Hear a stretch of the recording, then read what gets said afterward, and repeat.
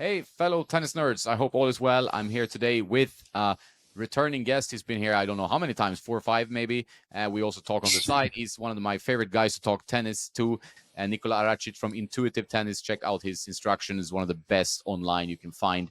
A really nice guy too. And how are you today, Nikola? I'm doing great. I want to make a quick correction. It's my third time on. I keep track.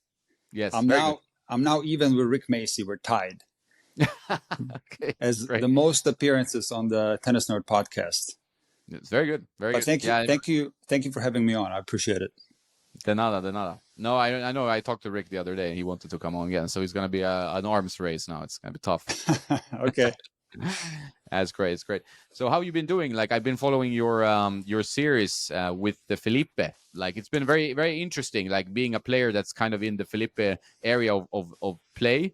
I think it's been very fascinating to follow his progress and see how he's improving slowly. Right. Look, it's been something that I always wanted to do, and he came here for 10 days all the way from Brazil, and we played 5 hours a day. In Wow. addition to that, we did video analysis and stuff like that. So there was 50 plus hours. And it was very challenging to put it all together in video format because I had a tremendous amount of footage. But I wanted to show what it takes to get better at tennis is to do a lot of reps, but it's got to be the correct reps. So you got to do a lot of problem solving, technical corrections, and then do the reps. And this works. Tennis is all about hard work, and this is what I wanted to show. So there's 2 more episodes left, episode 11 and episode 12. And so far, people have liked the series. Some videos have been a little bit longer than others because they needed to be. I needed to show the process of improvement, and other videos have been a little bit shorter. So it was a lot of hard work. It's very hard work to watch the entire thing, but I think it's nice to see that if you put in the right type of work, you get good results. Yeah, I think it was pretty clear as well. Like, I mean, you really are so good at spotting some deficiency, like quite quickly. I can tell from the videos even like that. You're like, okay, this is your problem on the forehand. This is what's happening, and then you have actually like a clear map of okay, this is number one priority to fix. And it seems to actually like you see him improving, right? Like we haven't watched the whole series yet, but it's pretty clear that with the hard work, and he seems to be a pretty dedicated guy. I mean, he came all the way, so he's ready to work. You can actually improve. Like it's just about putting in the time with a good coach. So he definitely has improved, and I'm not going to give away the ending, but you can see that he's playing better than he did in the beginning. He was completely lost with this game. He is a player who started tennis later in life. He was a professional soccer player, and he's very passionate about the game. He has his own court in Sao Paulo, Brazil, and he just wants to maximize his potential. He loves the game, has the passion for it, and that is the most important thing for anyone, to have the passion to want to do the work. And so when he showed up here, he was completely lost in what I call technique land, where he was making a lot of changes, drastic changes to his technique. For example, he considered, changing his grip on the forehand, which was semi-Western to Eastern. He was changing his take back, and he was doing all these changes, and his game just kept getting worse and worse. And he became very obsessive on the mistakes that he was making. It got into his head, in other words, and he was not enjoying playing tennis anymore. But on day 3 of our series, we had really a big breakthrough where he found the passion for the game again. He became a fighter again, and he began to give it 100% on every ball. And you can see that when you watch the first episode, you can see that he's kind of sluggish and he's standing still and he's very negative. But then when you watch the later episodes, you'll see that he's fighting like crazy. He's grunting. A lot of people complain about the grunting, but to me, it's a positive sign of intensity and trying hard. If it's something that happens naturally, of course, you don't want to fake grunt ever. But if it's something that's happening naturally, it can be a positive sign. You can see that he found the passion again and the joy for the game, because all of a sudden his strokes were working and he was motivated to keep going. And it's just a beautiful thing to watch. Now, when it comes to me spotting mistakes, it's just a lot of hard work as a coach that I've done over all these years, working with players of all levels, but especially with players at the recreational level. Because when I worked with my dad at TC Grünbeis Ahaus in Germany, he put me on a court at 13 years old to teach lessons, private lessons to adults. So while I do enjoy coaching players at the high level, I even coach some professional level players. My specialty, so to speak, like what I did the most in my coaching career is the recreational level. So when it comes to spotting mistakes that are done at the recreational level, I've just had a lot of experience and I've seen it all. Now, on top of that, since I started doing the online coaching, I've done a tremendous amount of video analysis of over the past 5 years. And so I've seen a lot of different mistakes. I have made videos about those mistakes, not necessarily on YouTube. I have done some of it on YouTube. It's kind of a tedious topic, so you can't do too many of those type of videos on YouTube. They're very dry.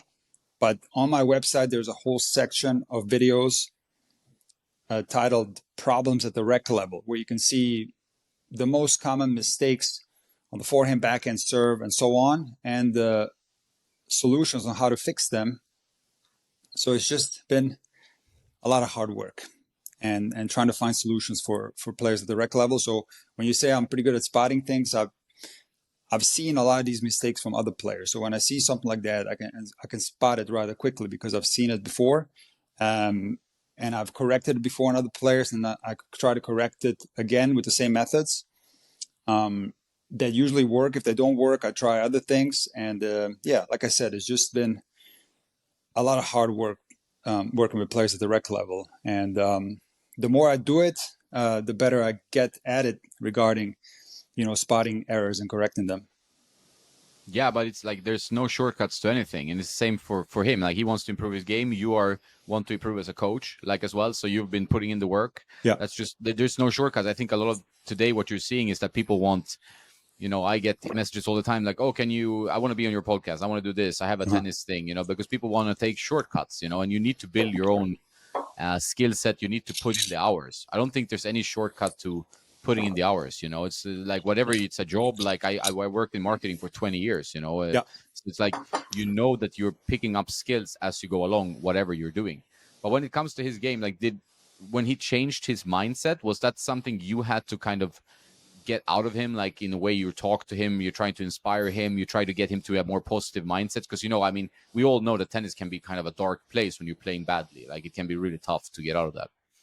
So let me address both of the things that you said first. The whole thing about quick fixes or quick solutions, or wanting quick answers, that of course doesn't work, because the reality is that when I correct something, let's say on a forehand, and that 1 hour lesson or in the 2 hour lesson, and then that same player goes to the match court, he's going to play exactly the same way that he was playing before that lesson. In other words, the forehand is not fixed. Okay, how is he going to fix his forehand, or how is she going to fix her forehand? Is by repeating the new movement, whatever it may be, tens of thousands of times, so that it can be memorized in her system. It can, in other words, become automatic, and now it can be called off in a match without conscious thought, i.e., intuitively. That's really the only way it works. So it's identifying the problem and then doing it correctly many, many, many, many times in a non-match situation, and that's how it works. So while there might be some things in tennis where the solution can happen rather quickly in one lesson, most things require time, patience. It also, of course, depends on the amount of muscle memory somebody has already stored. So if you're talking about a player that has had a waiter serve for 30 years, it's going to take a tremendous amount of work to get rid of that, as opposed to someone who maybe has had a waiter serve for a year or two. Is going to be less muscle memory there, so it's going to be easier. So you need to be patient and not look for quick fixes, because ultimately when you try the quick fix and you see it doesn't work, you're going to get down on yourself and there's going to be problems. Now, as far as, now remind me, what was the other thing you said?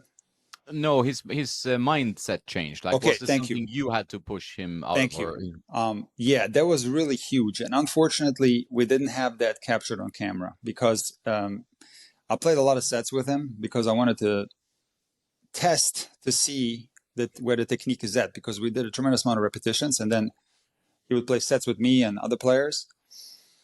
And on this particular day, which was, I think, day 3 or 4, I think it's episode 4. I'm not 100% sure, but we played a match, and on this particular match, I was not mic'd. And you couldn't hear our conversations on camera, unfortunately. But when he got down 4-1 in the first set, and I saw him kind of just playing in a way where it didn't look like he was having fun. There was some sluggishness to his movements between the points, that he was hanging his head, and even between the points, he was on his heels a lot. And he was just not playing inspired tennis. There was a lack of intensity, a lack of electricity. And so I had a long talk with him on a changeover at that 4-1. And I told him exactly what I just said. And I explained to him that without this intensity, he will not be able to improve his game. And without trying his hardest on every single ball, what he's learning is going to be impossible, because the facts are that footwork in tennis and intensity in tennis is the most important thing. Why? Because let's say you have the absolute perfect technique, you've learned it, right? And you've done it from a stationary position possibly, or from easy situations. And now you step on a court and you don't move. What's going to happen is you're going to be forced to improvise, and your technique that you have, you won't be able to access it. You're going to lose it. And so that's what was happening to Felipe because of this lack of intensity. Why exactly this was happening early, it's not clear, but my guess was that he was so negative about his game. He was in a bad mood, because intensity sometimes in tennis can relate to happiness and a good mood, right? So when you're happy, when you're in a good mood, when you're positive, you're more likely to be bouncing around and moving. So after that long talk that we had, right away, he started bouncing around. Like I said before, he started grunting more. He was on his toes. Now, interestingly, he also started getting more angry. Now, a lot of people will say that, you should try to behave on the court, which I 100% agree with.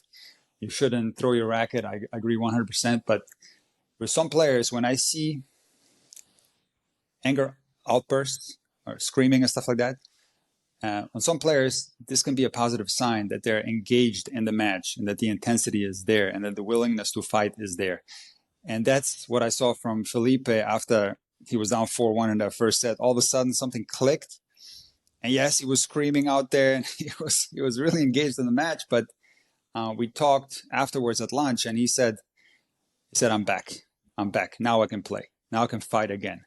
And then throughout this whole week, we remembered this particular day, that particular moment, as the most crucial moment in the entire 10-day training block, because that moment made all the technical changes possible, because now he was a lot more engaged. He was positive. He was moving his feet. There was electricity there, and he played a lot better from that moment on.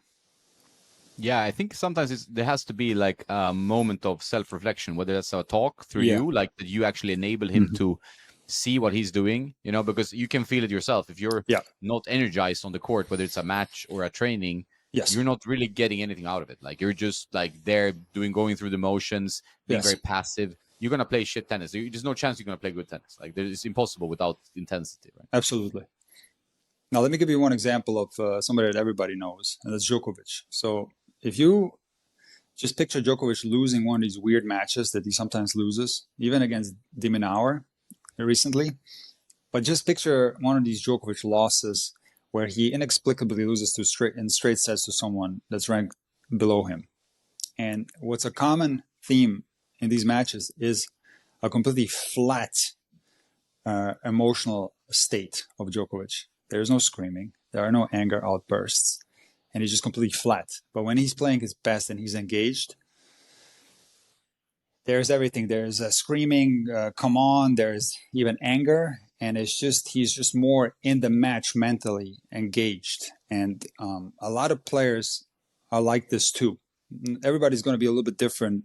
Everybody's going to have a different, personality when it comes to the tennis court. But you could say that generally, a lot of players, you see signs like this, they can be very positive signs. When somebody's in the match, trying their best, and when you see somebody like just going through the motions, just kind of flat out there, that's generally a bad sign. Now, there are some players who just have personalities like that, and that's how they always play. That's different, but those players are in a minority. So, I've said this so many times on my videos that how important intensity is, how important electricity is, and footwork, and that's definitely related to your mental state, which has to be one where you are trying your absolute best on every single shot, every single point. Yeah, I think a common thing that I've experienced that I think I've heard other people as well is that you're worried sometimes that if you put in your best and you still lose, it's going to hurt even more, right? So I think that's something where you almost protect your own ego. Like if I don't give everything, I'm thinking Kyrgios in many ways here as a typical example. Yeah. I mean, I'm not saying he doesn't give his best, but generally we've seen situations where he doesn't. That's an example. But when you give your best, even as a kind of rec competitive player, I play an open, whatever. If I give everything I have and I lose, I feel like I should feel great, but there's also a worry that you will feel like, I'm not better than this. You know what I mean? Have you noticed this? Well, I think that's an extreme example. When you talk about Kyrgios or Tomic, players that have tanked matches, because that's an obvious thing. What I'm talking about is more subtle than that, because when a player is kind of flat in their emotional state and not necessarily trying 100%, it's hard because it appears that they are, but there are small little things that are holding them back. So increasing that intensity is maybe not going to be as obvious. Maybe it's like 1 to 5% increase in fighting and trying harder, and now it's a whole different player. So of course, when somebody doesn't want to be out there and can't be bothered and is not fighting and not trying, like Kyrgios or Tomic, that's an extreme example. Of course, that that there's going to be only one outcome, and that's going to be you getting off the court in less than an hour and losing. But it's of course easier said than done. To give it your absolute best, it's very much a cliche thing. It's a lot more complex than that. But when you can find that where you are trying your absolute best and give it your all out there, that's truly the only way to maximize your potential. Yeah, exactly. And sometimes I feel like there's in tennis, because tennis scoring system is so unique in a way. It's like you can start the match in a bad mood and you go down love 3. Right. And then you maybe win one game, even if it's you hold your serve, and suddenly something clicks and you want a bit more, right? Like it could be a micro moment in a match where you just like you had two personalities in one set. That's the thing in tennis. It's like so moody, Of course, it's a roller coaster. It's momentum shift. That's what's so tough about it. The scoring system makes everything a lot more difficult because certain score lines are going to evoke different things inside of you, different emotions, and to be able to deal with that, you're going to go through ups and downs, and you just got to stick with it. But yeah, it's absolutely true that you can go from playing your absolute worst tennis and being in a horrible state of mind to playing your absolute best tennis and something just clicks all of a sudden. Or it can go the other way where you're playing your best and then something clicks, goes the other way, and now you're playing your worst. So it can go both ways. That's what makes tennis so tricky, Yeah, and it's also, the mental part is so important. When it comes to, like, you work with so many rec players, like mental versus technical. Like we all have technical deficiencies, but I feel like many are also struggling purely mentally. Like they would increase their match wins by 50% just by some mental tweaks or mindset changes or intensity changes, Yes, I do think if you want to say that intensity is a mental thing, I agree with you 100%. But especially at the lower recreational levels, it's purely a skill-based game, and the mental part, it doesn't really matter as much. When you get towards the higher recreational levels, then of course it matters a lot. When the technique is better, when all the fundamentals are there, when the skills are better now, and when players are more equal in that regard, now it's going to come down to more of the mental game. And of course, when you look at players at the elite level, I mean, we've talked about this many times.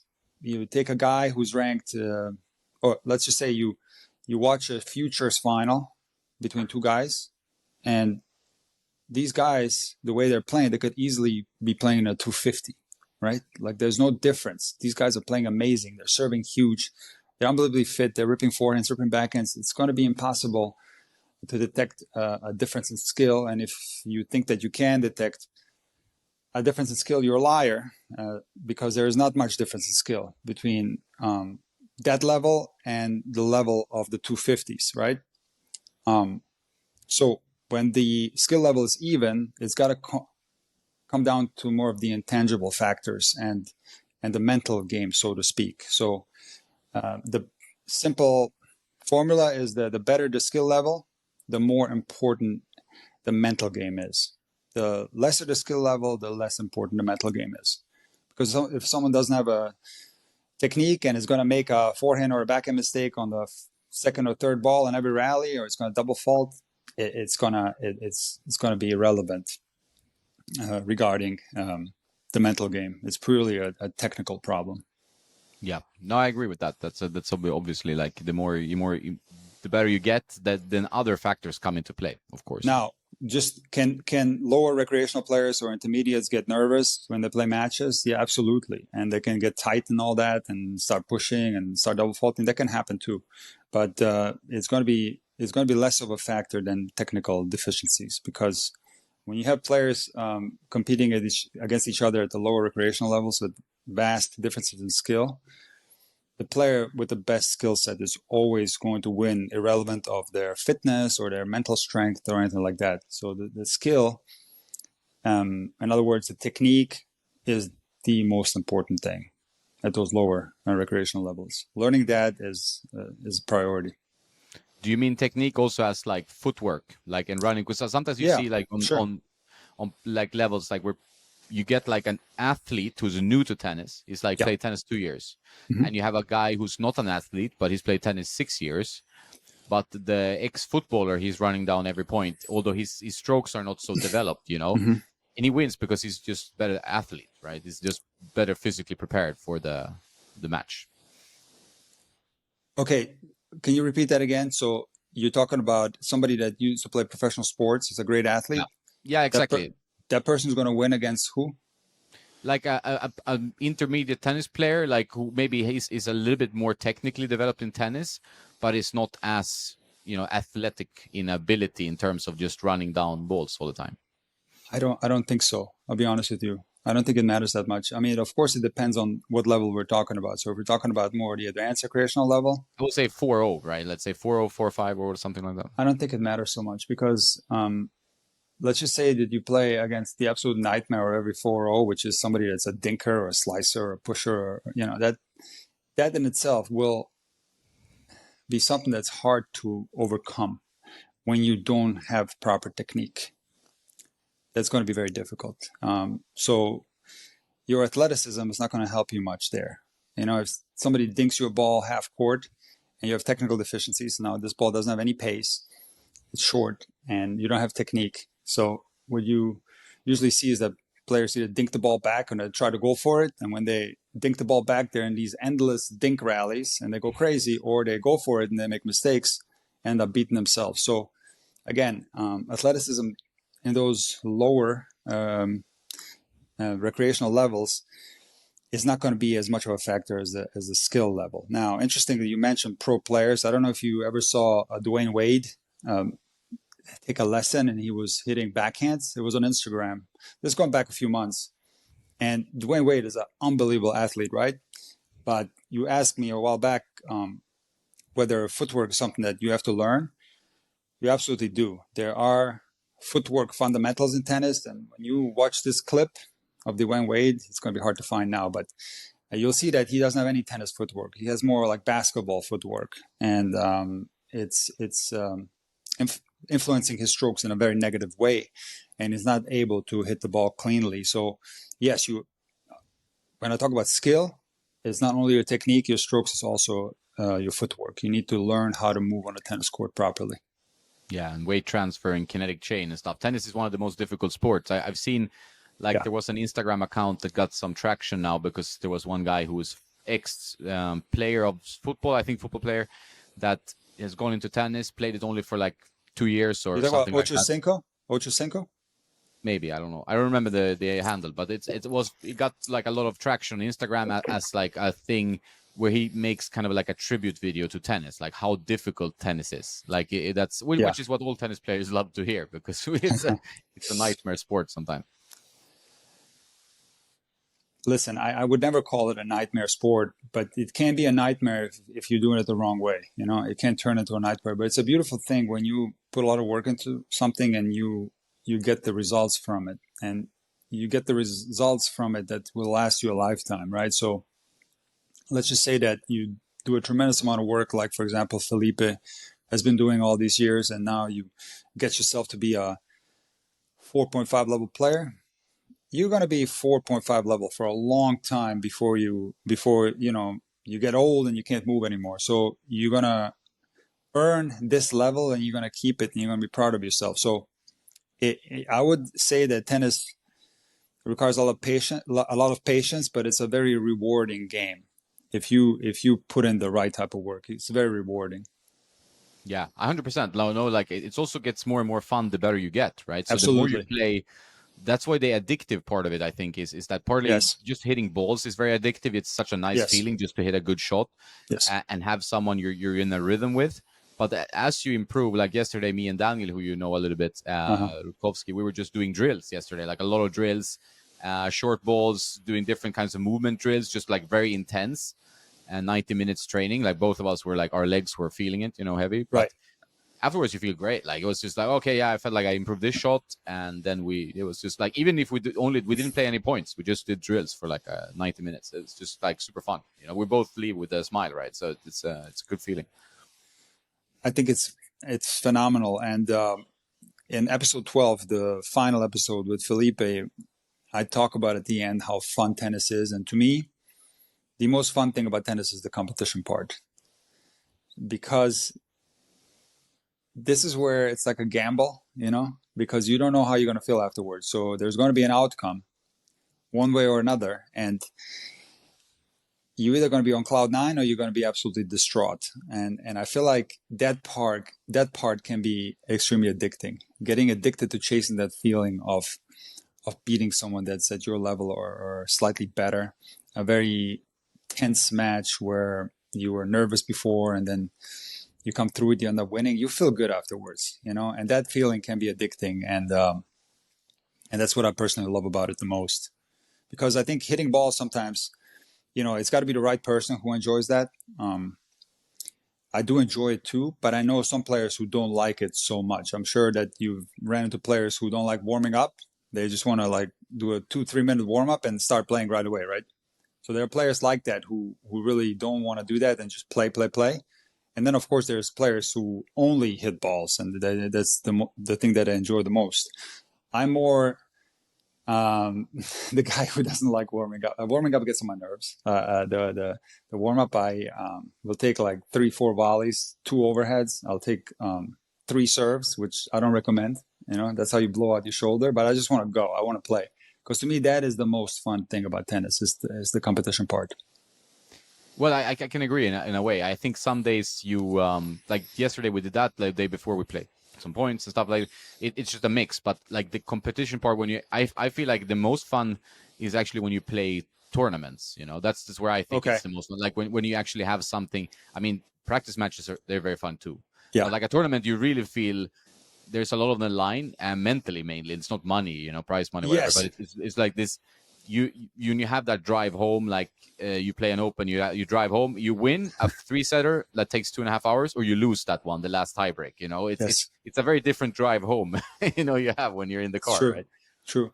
So like there's going to be different personalities, and everybody's going to be a little bit different regarding that. There's some players who don't place as much value on a practice set or a practice match. and they placed a lot of value on tournament matches. So it is true that I've seen super, super high level players who play horrible in practice. They don't care. And then they go to a tournament and they play unbelievable, right? So that's definitely true that there is players like that. But I'm more of a player who, for me, it doesn't matter if I'm playing a practice set on court number 16 with nobody watching, or if I'm playing at a tournament with maybe 50 people there. They're watching in a tournament. So to me, it doesn't matter, because I got to answer to myself. And whether I lose that practice match on court 16 or I lose the tournament match, I feel the same afterwards, which is awful. I'm in a bad mood. So to me, I can't accept losing in a way, regardless of the circumstance, whether it's a practice match or a tournament match. But other people can.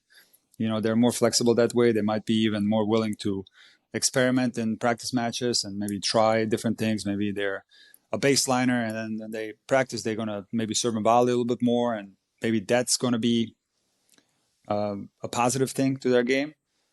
But personally, to me, it's like I'm a super competitive guy, and I need to, when I'm playing, I need to like try my best, and I need to try to win, or I know that if I lose afterwards, I'm going to be like, asking myself some tough questions.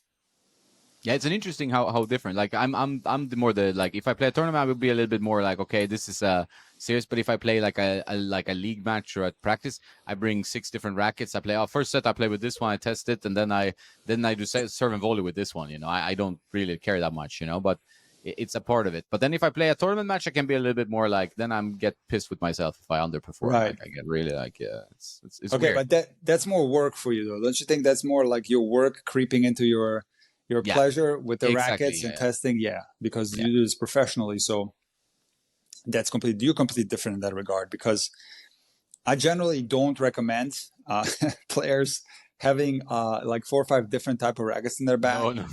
I don't think this is good. There has been some players who have had different rackets for the return game and the serve game. Are you aware of this? Chrissy, yeah. So there was one guy called Juan Balcells. Remember him? As well? Okay, yeah. He had a different racket for serve and return game. He would put it, towards the back of the court. And there was also a doubles player. I think his name is Martin. Is it Fabrice Martin? I don't know. Yeah, exactly. I don't know if he's still a French guy. He had a Babolat Pure drive for the serve game. He had a Babolat Pure arrow for the return game. No. Wow, that bad? Yeah. Yes. Oh my! Cressy, right? He has 2 different specifications. Who's this?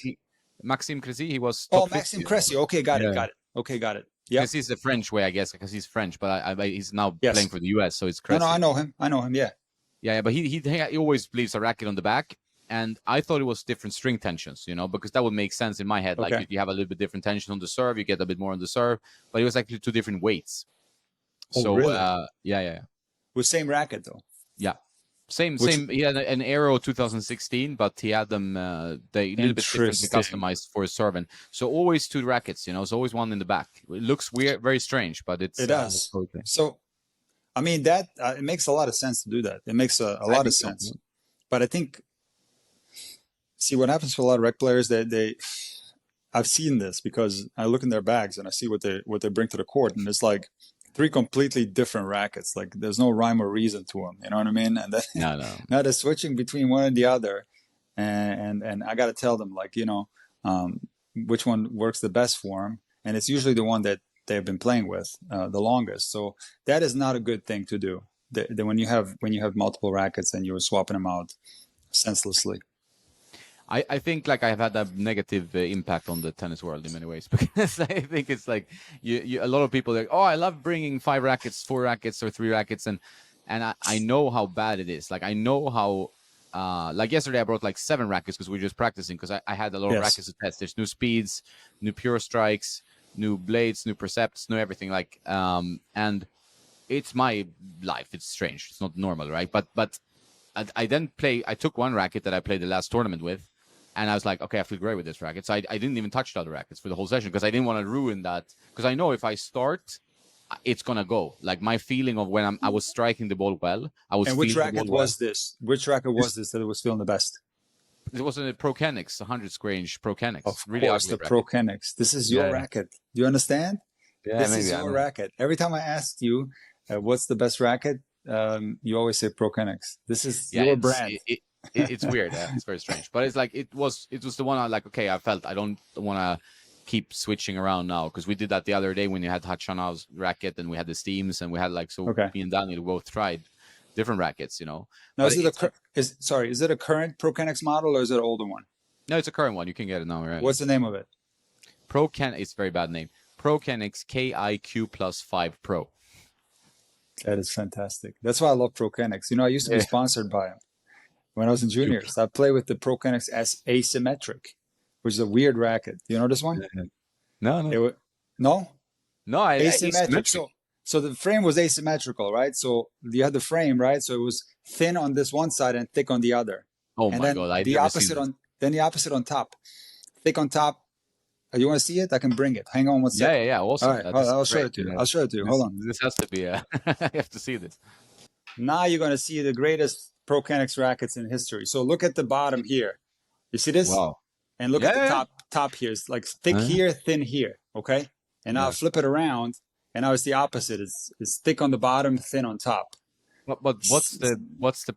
I mean, that looks almost It's impossible. It looks like an optical illusion to me. it's asymmetric, man. It's asymmetric. One of the What does greatest. it do? Is it like aerodynamic? One of the greatest rackets in history. I'll be honest with you, it makes no sense, and I don't know what it's supposed to do.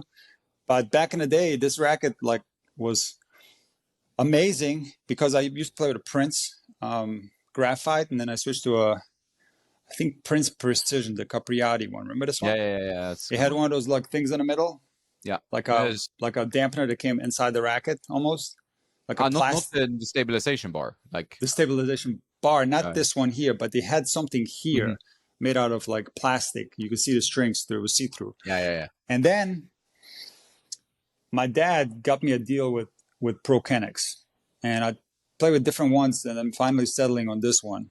And I don't think it was this particular one; it was a blue one. And I always loved super responsive rackets, like super high power, low control rackets, and it just suited me perfectly. And then from the Prokenix, I was so used to that feel. That's when I started playing with Wilson Hammer line, with a bunch of different rackets from the Hammer line before finally settling on the Wilson Hyper Hammer 5.2, which is the racket I played with for 15 years. Yeah, good. You got good muscle memory. Like that's not what I'm getting, but yeah. So this was the one. I've got some other ones here, but this was the I've seen that one. It's very ugly, I must say. Sorry, Prokenix, but this what is this racing car driver design? It's not me. And it feels good. You love that racket, huh? It's good. It's actually very good. Like I think it's pretty responsive. It's also more forgiving. So I used to play with control rackets. This is 100 square inches, but it's 1620, so it's a bit more controlled, right? Okay. So you don't 1620. Yeah, I think that's good. What's the RE? 66, 65, something. It's a little stiffer. Yeah. And what's the balance?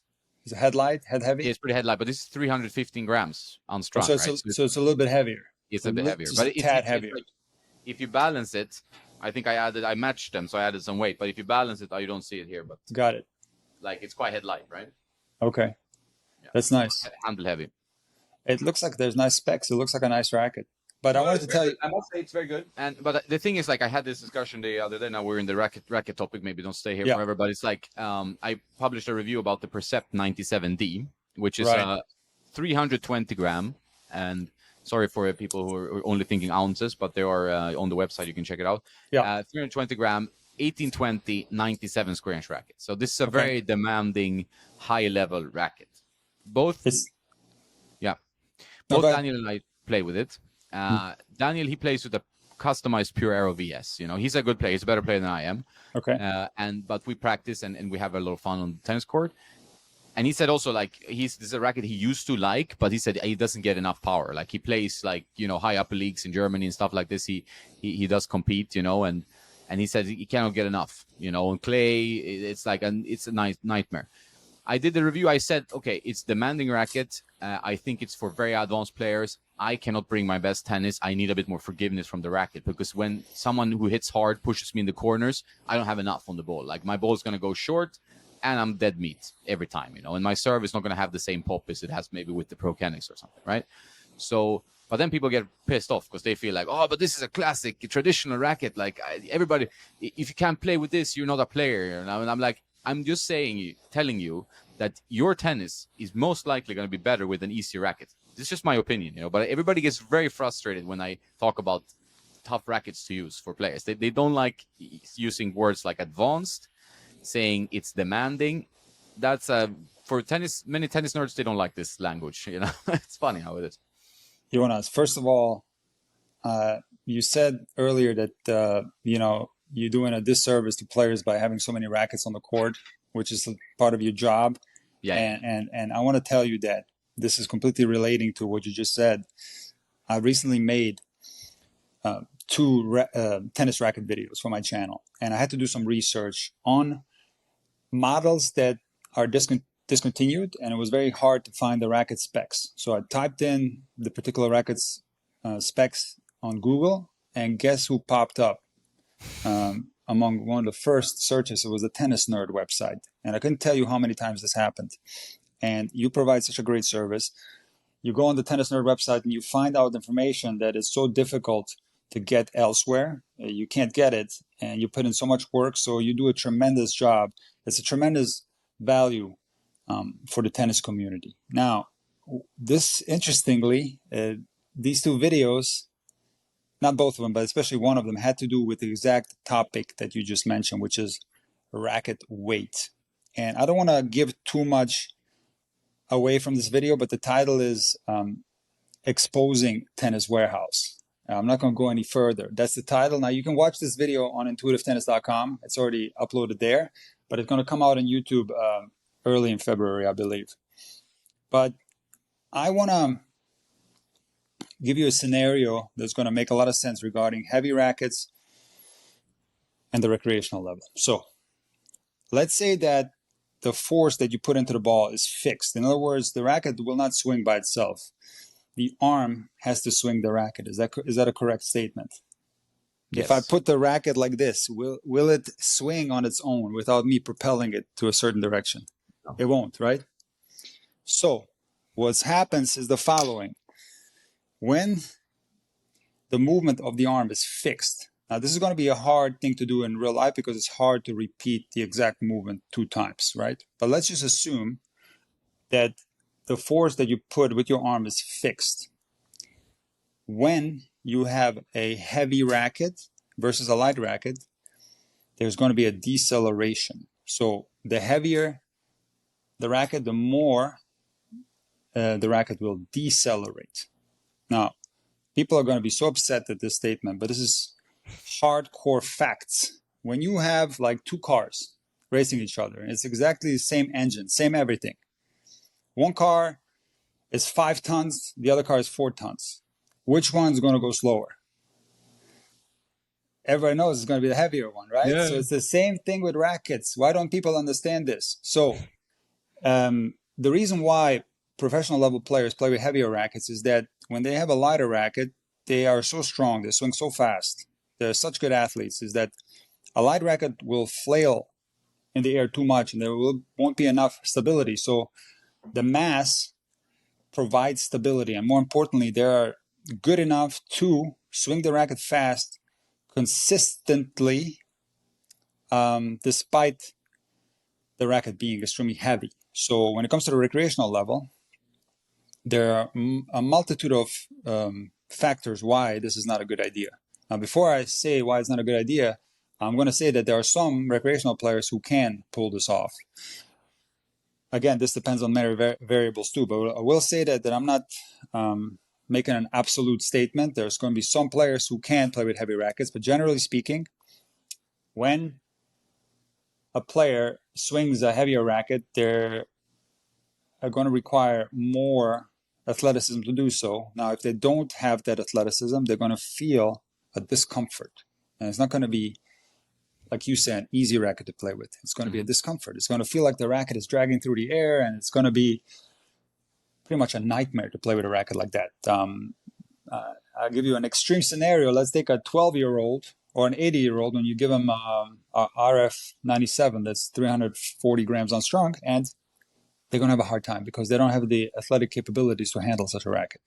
Now, a lot of the people that are very active in tennis equipment videos, they will say the exact opposite of what I just said. They will say that a heavy racket will go through the air faster, and there's the exact opposite of what I just said.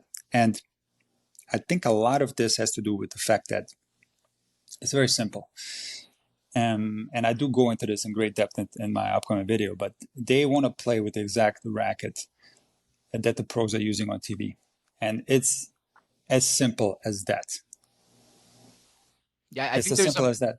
Yeah, I think there might be a macho element involved. Like I feel like the comments on some videos Yeah. when I try to help people, like, because I know so many players that are recreational players, because if you look at how tennis changed also in equipment, it's like used to be very heavy, small head sizes. Everybody played with multifilaments or gut Yes. strings. Now we have polyester strings that give you extra control. We have more large head size rackets with different types of string patterns to give you control. You can string polish lower and you still have good pocketing and control. So the equipment has changed quite a bit. Game has also changed. There's a lot more different techniques that adds a lot more topspin to the ball and so on. Yeah. And some players who realize this, they go to a slightly lighter racket, a little bit bigger head size. And most comments I get then on the channel is like, okay, oh no, I improved so much when I realized like I can't play with this. Then sometimes the weaker players that are maybe quite new, like played 2 years, they like, oh, but I play now with the Percept 97 and it's much better racket for me, because they like the feeling also of being using more advanced racket, because like you're with an iPhone Pro now, it's much better. That's exactly what I'm saying. And that's the problem is also sometimes I feel like if you can't generate enough topspin to control the ball because you have quite like a flat swing or something is off with the swing, then the smaller head size will make less balls go out because you don't control it with spin, so. Go ahead. So first of all, when you have a racket that's too heavy, so you're going to have to exert more force to hit the ball at the same speed as before, because that racket is going to not accelerate more, it's going to decelerate more. Like that would be the example of the two cars. So what happens is when you are forced to swing faster and harder, your swing is going to become more inconsistent and you're going to make a tremendous amount of mistakes. So what I look at with rackets and players is, of course, I want them to play pain-free.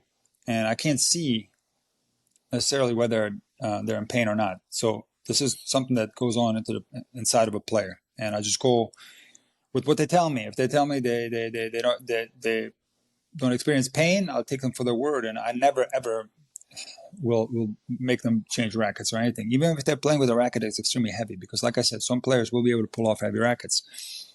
But more importantly, I can see differences in the way they play depending on the equipment that they're using, rackets and strings. I can definitely see.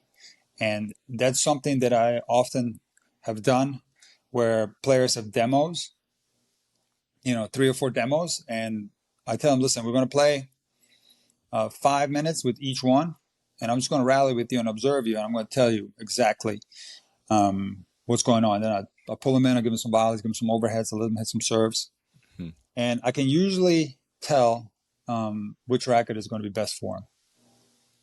I can usually tell. Yeah, I think this is something I've done for many years as well. Like let's say I bring 8 rackets, 6 rackets. Playing with players of different caliber. Sometimes there's like, my mother, father, their intermediate father, beginner mother. Sometimes this guy's on my level. Sometimes the guy's on an even higher level. Yes. And I always try to pass around rackets to learn more and say, hey, play with this, see what happens, and from beginner up to the pro level, like to pretty serious pros.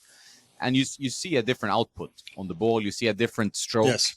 I also talk to them afterwards, and also sometimes the perceptions are surprising. Like, okay, one guy who plays pretty high level, he says, okay, this racket feels stiff because it's an 1820 98 square inch racket, thin beam, very difficult to generate any power. He plays with a lot of top spin. He's like, yeah, it's a stiff racket, but he plays with a pure arrow, for example. That's technically stiffer, but it's just that the string bed is so dense that the racket strings bed stiffness is high, right? Like when we have Khachanov's racket here, we tried it yesterday. Yeah. An H22. This is a very difficult racket to use because 1820, 98, and small sweet spot. I mean, for Khachanov, he has fantastic technique, What's the weight?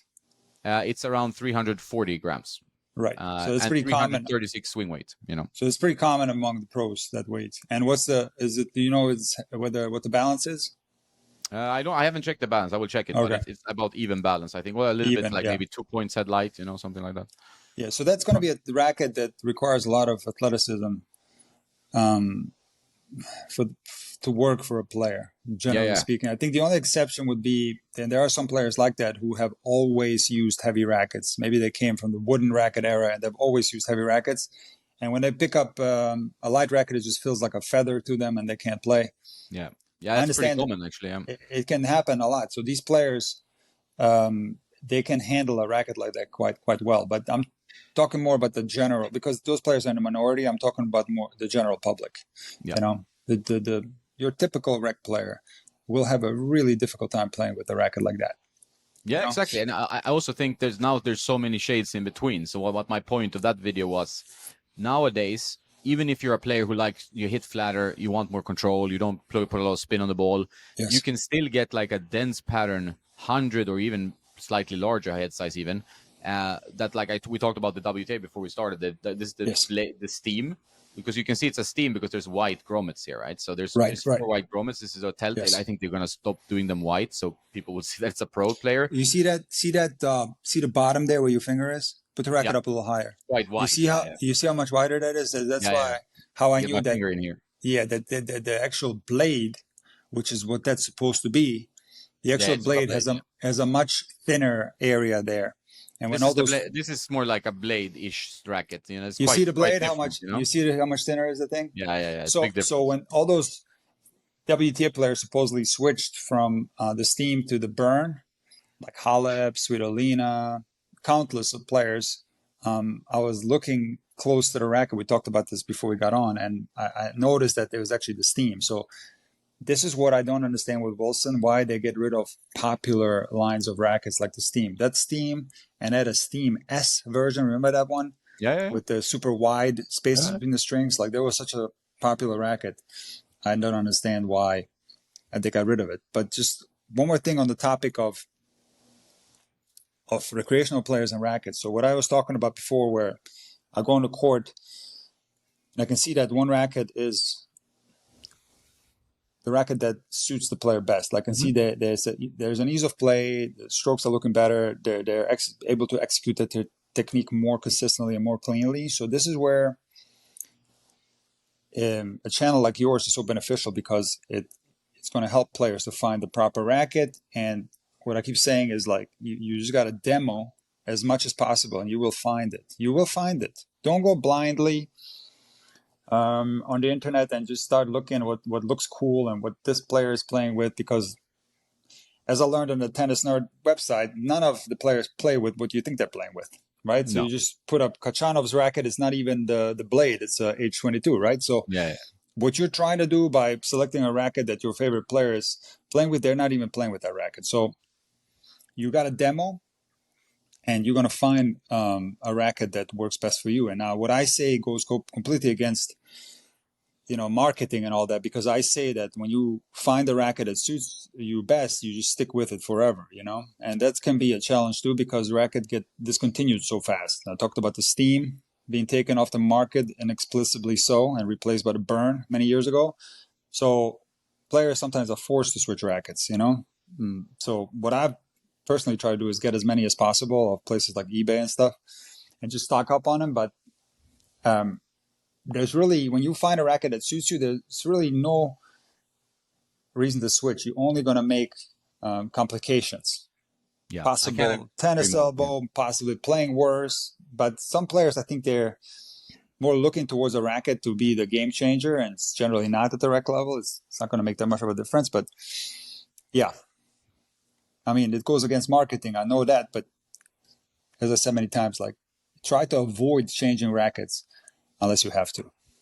Yeah, it's crazy how the kind of deadline. I mean, now they release rackets like within 2 years, some brands, 3 years, other brands. Now we had the Pure Strike from Babala that took actually 5 years due to COVID and whatnot, But overall, like I always said, like if you can play with a racket for 10, 15 years, I mean, I'm sure you're gonna play, like you said, good, better tennis, and you're gonna also have like a peace of mind, because I think a lot of players, now that I deal with some pros and follow the pro tour relatively closely, especially with gear, is that you see as soon as they start to switch and tinker around, they can enter quite a dark period, right? Because if you're your livelihood is winning tennis matches, and you're like, oh, today I've played with this string for a month. It might not even be enough for the muscle memory. Like, I mean, okay, a string you can maybe pull off, but like some guys, like it took Federer a year to change a racket before he had any results that was worth mentioning. You know, so it's like Yes.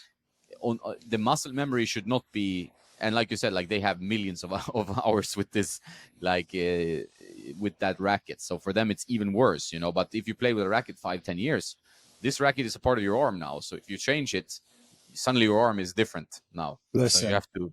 it's so complex the way your hand, most importantly, and your whole body gets used to certain equipment. You're not even aware that it's taking place, by the way. So I don't know if you noticed, but I've been giving some lessons with the Gamma RZR Baba Yeah, 117. You saw this? yeah. And people are going insane. Like, there's like, why are you playing with that? That's 250 grams, right? But it's really nice to feed. 50 grams. I didn't know those that lights. Yeah, because that's not the real Baba. The real Baba is 137. Yeah, I know This that is one. Yeah, I do know this is the Baba Light kind of. Yeah, it's the smaller this is one. the Baba Light, Mm. which is lighter. I think the real Baba is like maybe around 270 or 280. That's 29 inches, right? The big one, right? It's 29 inches, I I think. think it's 29. Which one? The big one? Yeah, I the think it's. I 137. think it's really long yeah, and big. it's You know, 29 inches and 137 square inch racket head. It's crazy. insane. It's insane. But yeah. Anyway, so this is so weird. But this is tennis, okay? So I've been giving a ton of lessons and actually playing with that racket, and I even play against a really good player because that player insisted on playing a set after our practice, and so when I then switched to my regular racket, which is around 300 grams, I could not get the ball past the service line. Okay, I felt like I was swinging like the Wawrinka racket, not whatever that's called. I could not get any depth. 95D. I couldn't get the ball past the service line. I was like, oh my goodness, like I ruined myself. What did I do? Why did I play with that Gamma? While I was playing with the Gamma, everything was fine and it felt okay, you know, on a teaching tennis level, you know, not on a playing for real level. But because I played with it for so long, when I then switched to my regular racket, it was ruined. But the good news is that I then continued playing with my regular racket, and after maybe 3 days, it was back to normal. So that feeling of not being able to swing and get the ball very deep and the racket just feeling heavy, that went away and it felt normal again. So this is the thing that people have to realize, that you get used to your equipment. You do. And it's something that that's super tricky. It's very tricky. And your perception of what things are like are based on your muscle memory. So generally, a 300-gram racket is not heavy, right? That's a lighter racket. But because I was using something lighter before, that 300-gram felt super heavy to me, right? So this is just a super complex thing. Yeah, it's funny with that. Like, and that's the problem. That's what I tell people. Like, if you keep switching, since I am in that eternal hell of like switching, testing new rackets all the time, I know what it does to my game, right? Like, I know that it's tough to build. You need to have either a reset frame or at least like two different ones that you know. Okay, I'm home here. You know, Yeah. You have to have a home. Otherwise, you testing. You know, now there's racket release period now, Australian Open. All the brands want to have a new line out, right? They want to have an upgrade so that they're on top of people's minds when new players enter. Also, like all the new players now get different cosmetics, right? So they show up. Okay, some pros they switch rackets because like they lost their sponsor or they just wanted a new contract thanks to their agent and so on, right? So it's a time where people buy new rackets. Now is the time I think we will see a lot of people like, oh, I bought this racket, you know, for Christmas. I got the gift. I wanted to upgrade to the same racket as my favorite player has, the new cosmetic, whatever.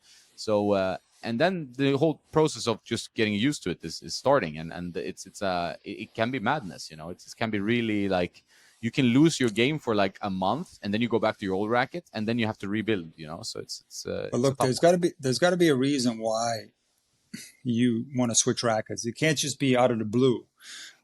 Just because it's Christmas. There's got to be a reason. Maybe your old rackets are worn off, because that can happen. A racket frame, if you play with it a lot, it does wear off and it does change the way it plays. And it might be a dead frame. You know what I mean? Even though it doesn't have any cracks in it. So if that's the case, you got to switch rackets. But maybe you're playing awful. Maybe you're looking for the racket to suit your game a little better. It makes a lot of sense. Or maybe, most importantly, you have pain um, anywhere in your arm, and selecting the correct racket to relieve some of that pain is super important. And in those circumstances, it makes a lot of sense to switch. But just switching the rackets for the heck of it, like all the time, it's a very bad idea. It's a very bad idea, and it's only going to cause problems. Yeah, 100%. I can say that, like, in a lot of the guys who I talk to that test rackets, whether they are racket designers for some brand or they're tennis warehouse people, that test Yeah. all the rackets and stuff, they often have some arm issues or something because, like, it's not good for your muscles to keep testing so much. I've been lucky because I do gym 4 times a week to strengthen, forearms and muscles stuff. That helps a lot to stay injury free, right? That helps me quite a bit. But so then it's fine for me to test. I don't get like arm issues really anymore. I've been lucky with that stuff, Because right? you're used to it. You've done it so much. I think your body's used to it. Yeah, But yeah. I My think body knows that there will be something new here, Of course. But I think a major cause of tennis elbow is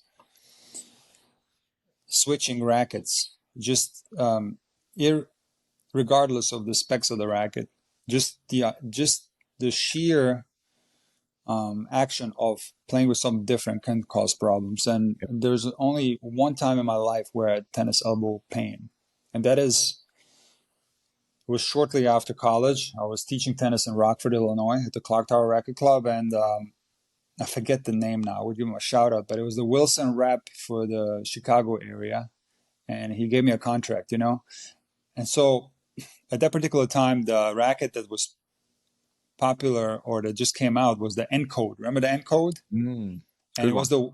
it was the one that the Bryan brothers were using. But it turns out when I later on moved to Hawaii, and the Bryan brothers were practicing at my club, and they actually were playing with the Wilson Pro staff, but that's besides the point. But I selected the Bryan brothers Encode racket, and because I thought it looked cool and it felt pretty decent.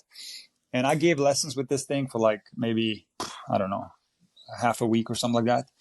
And I started experiencing horrendous pain in my elbow, like excruciating pain. I couldn't even like work the gear shifter in my car. Like it was really, wow. really bad. Yeah, it was really bad pain. So I said, you know what? Like this is pretty easy to pinpoint where this pain came from. It's obviously the racket, because I'm using the same strings. Nothing changed except the racket. I went back to my Wilson Hyper Hammer 5.2, and guess what happened? After one day of teaching lessons and hitting with that racket, the pain in my arm miraculously disappeared. Now, here's the unfortunate thing is that I had about 10 of these Wilson Hyper Hammers. While I was in college, my dad kept sending me some. So I was stocking up on this racket pretty good. And so I had about 10 of them. But I was so like decisive on switching rackets that I gave 9 of these rackets to one of these kids at the club to sell it on eBay. And the kid immediately sold all of them. And so when I then decided to go back to my Hyper Hammer, I only had one left. Yeah, still good. So then what happened was then I became like a hunter for rackets on the internet, and I started going on all these websites, especially eBay. And I did get my hands of a bunch of Wilson Hyper Hammers 5.2, but it became increasingly difficult. And this is actually a good lesson for everybody watching, because 2 of my rackets that were my favorites were so used up that on my rackets, I don't know how it is with you, Jonas, but like just a corner of the racket gets used up on top. I don't know if that's probably from the backhand slice, but it's like right here gets eaten up. And the more I play with the racket, the more severe it gets eaten up.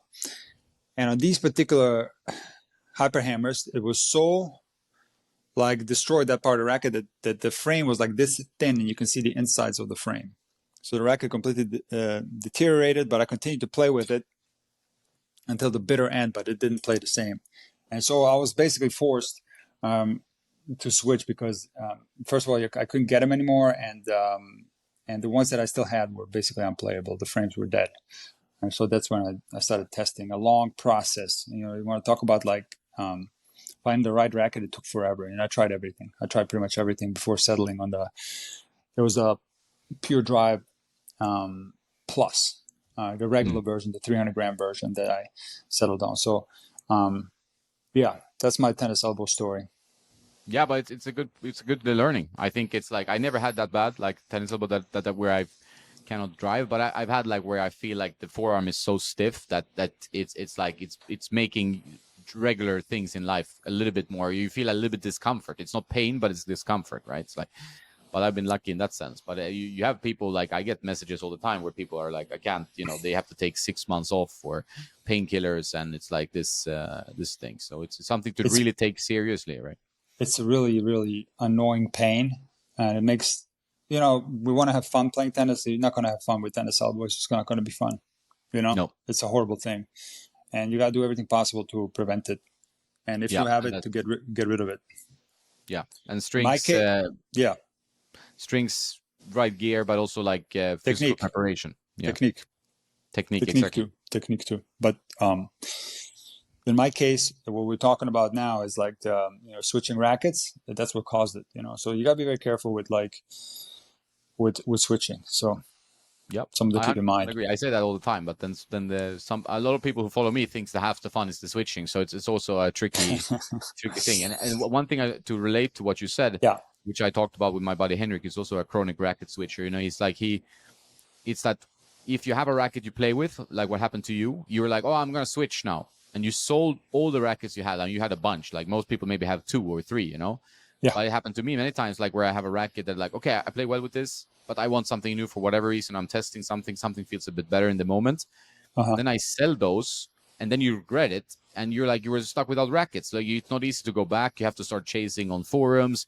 Maybe they're not available on the typical retail sites, Tennis Warehouse or whatever. So you're like then regretting it big time, especially if it's an older racket. So keep a racket that's been your standard racket. Don't go for the easy bucks if you don't need them desperately, because I think it's better just to keep it. It's not worth the money to sell it.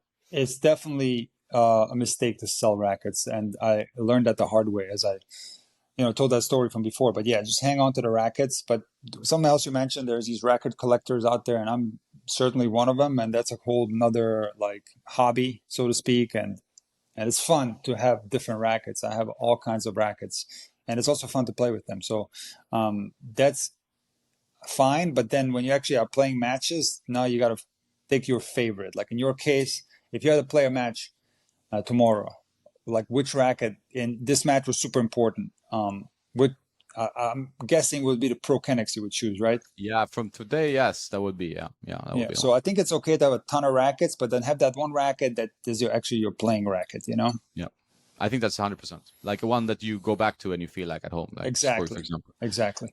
Yeah, and for your case, like I think the one you used, the Hyperhammer 5.2, that was also slightly extended. So you went to the Plus, you had a little bit more even extended the racket, right? Because the Plus is 27.5. Yeah.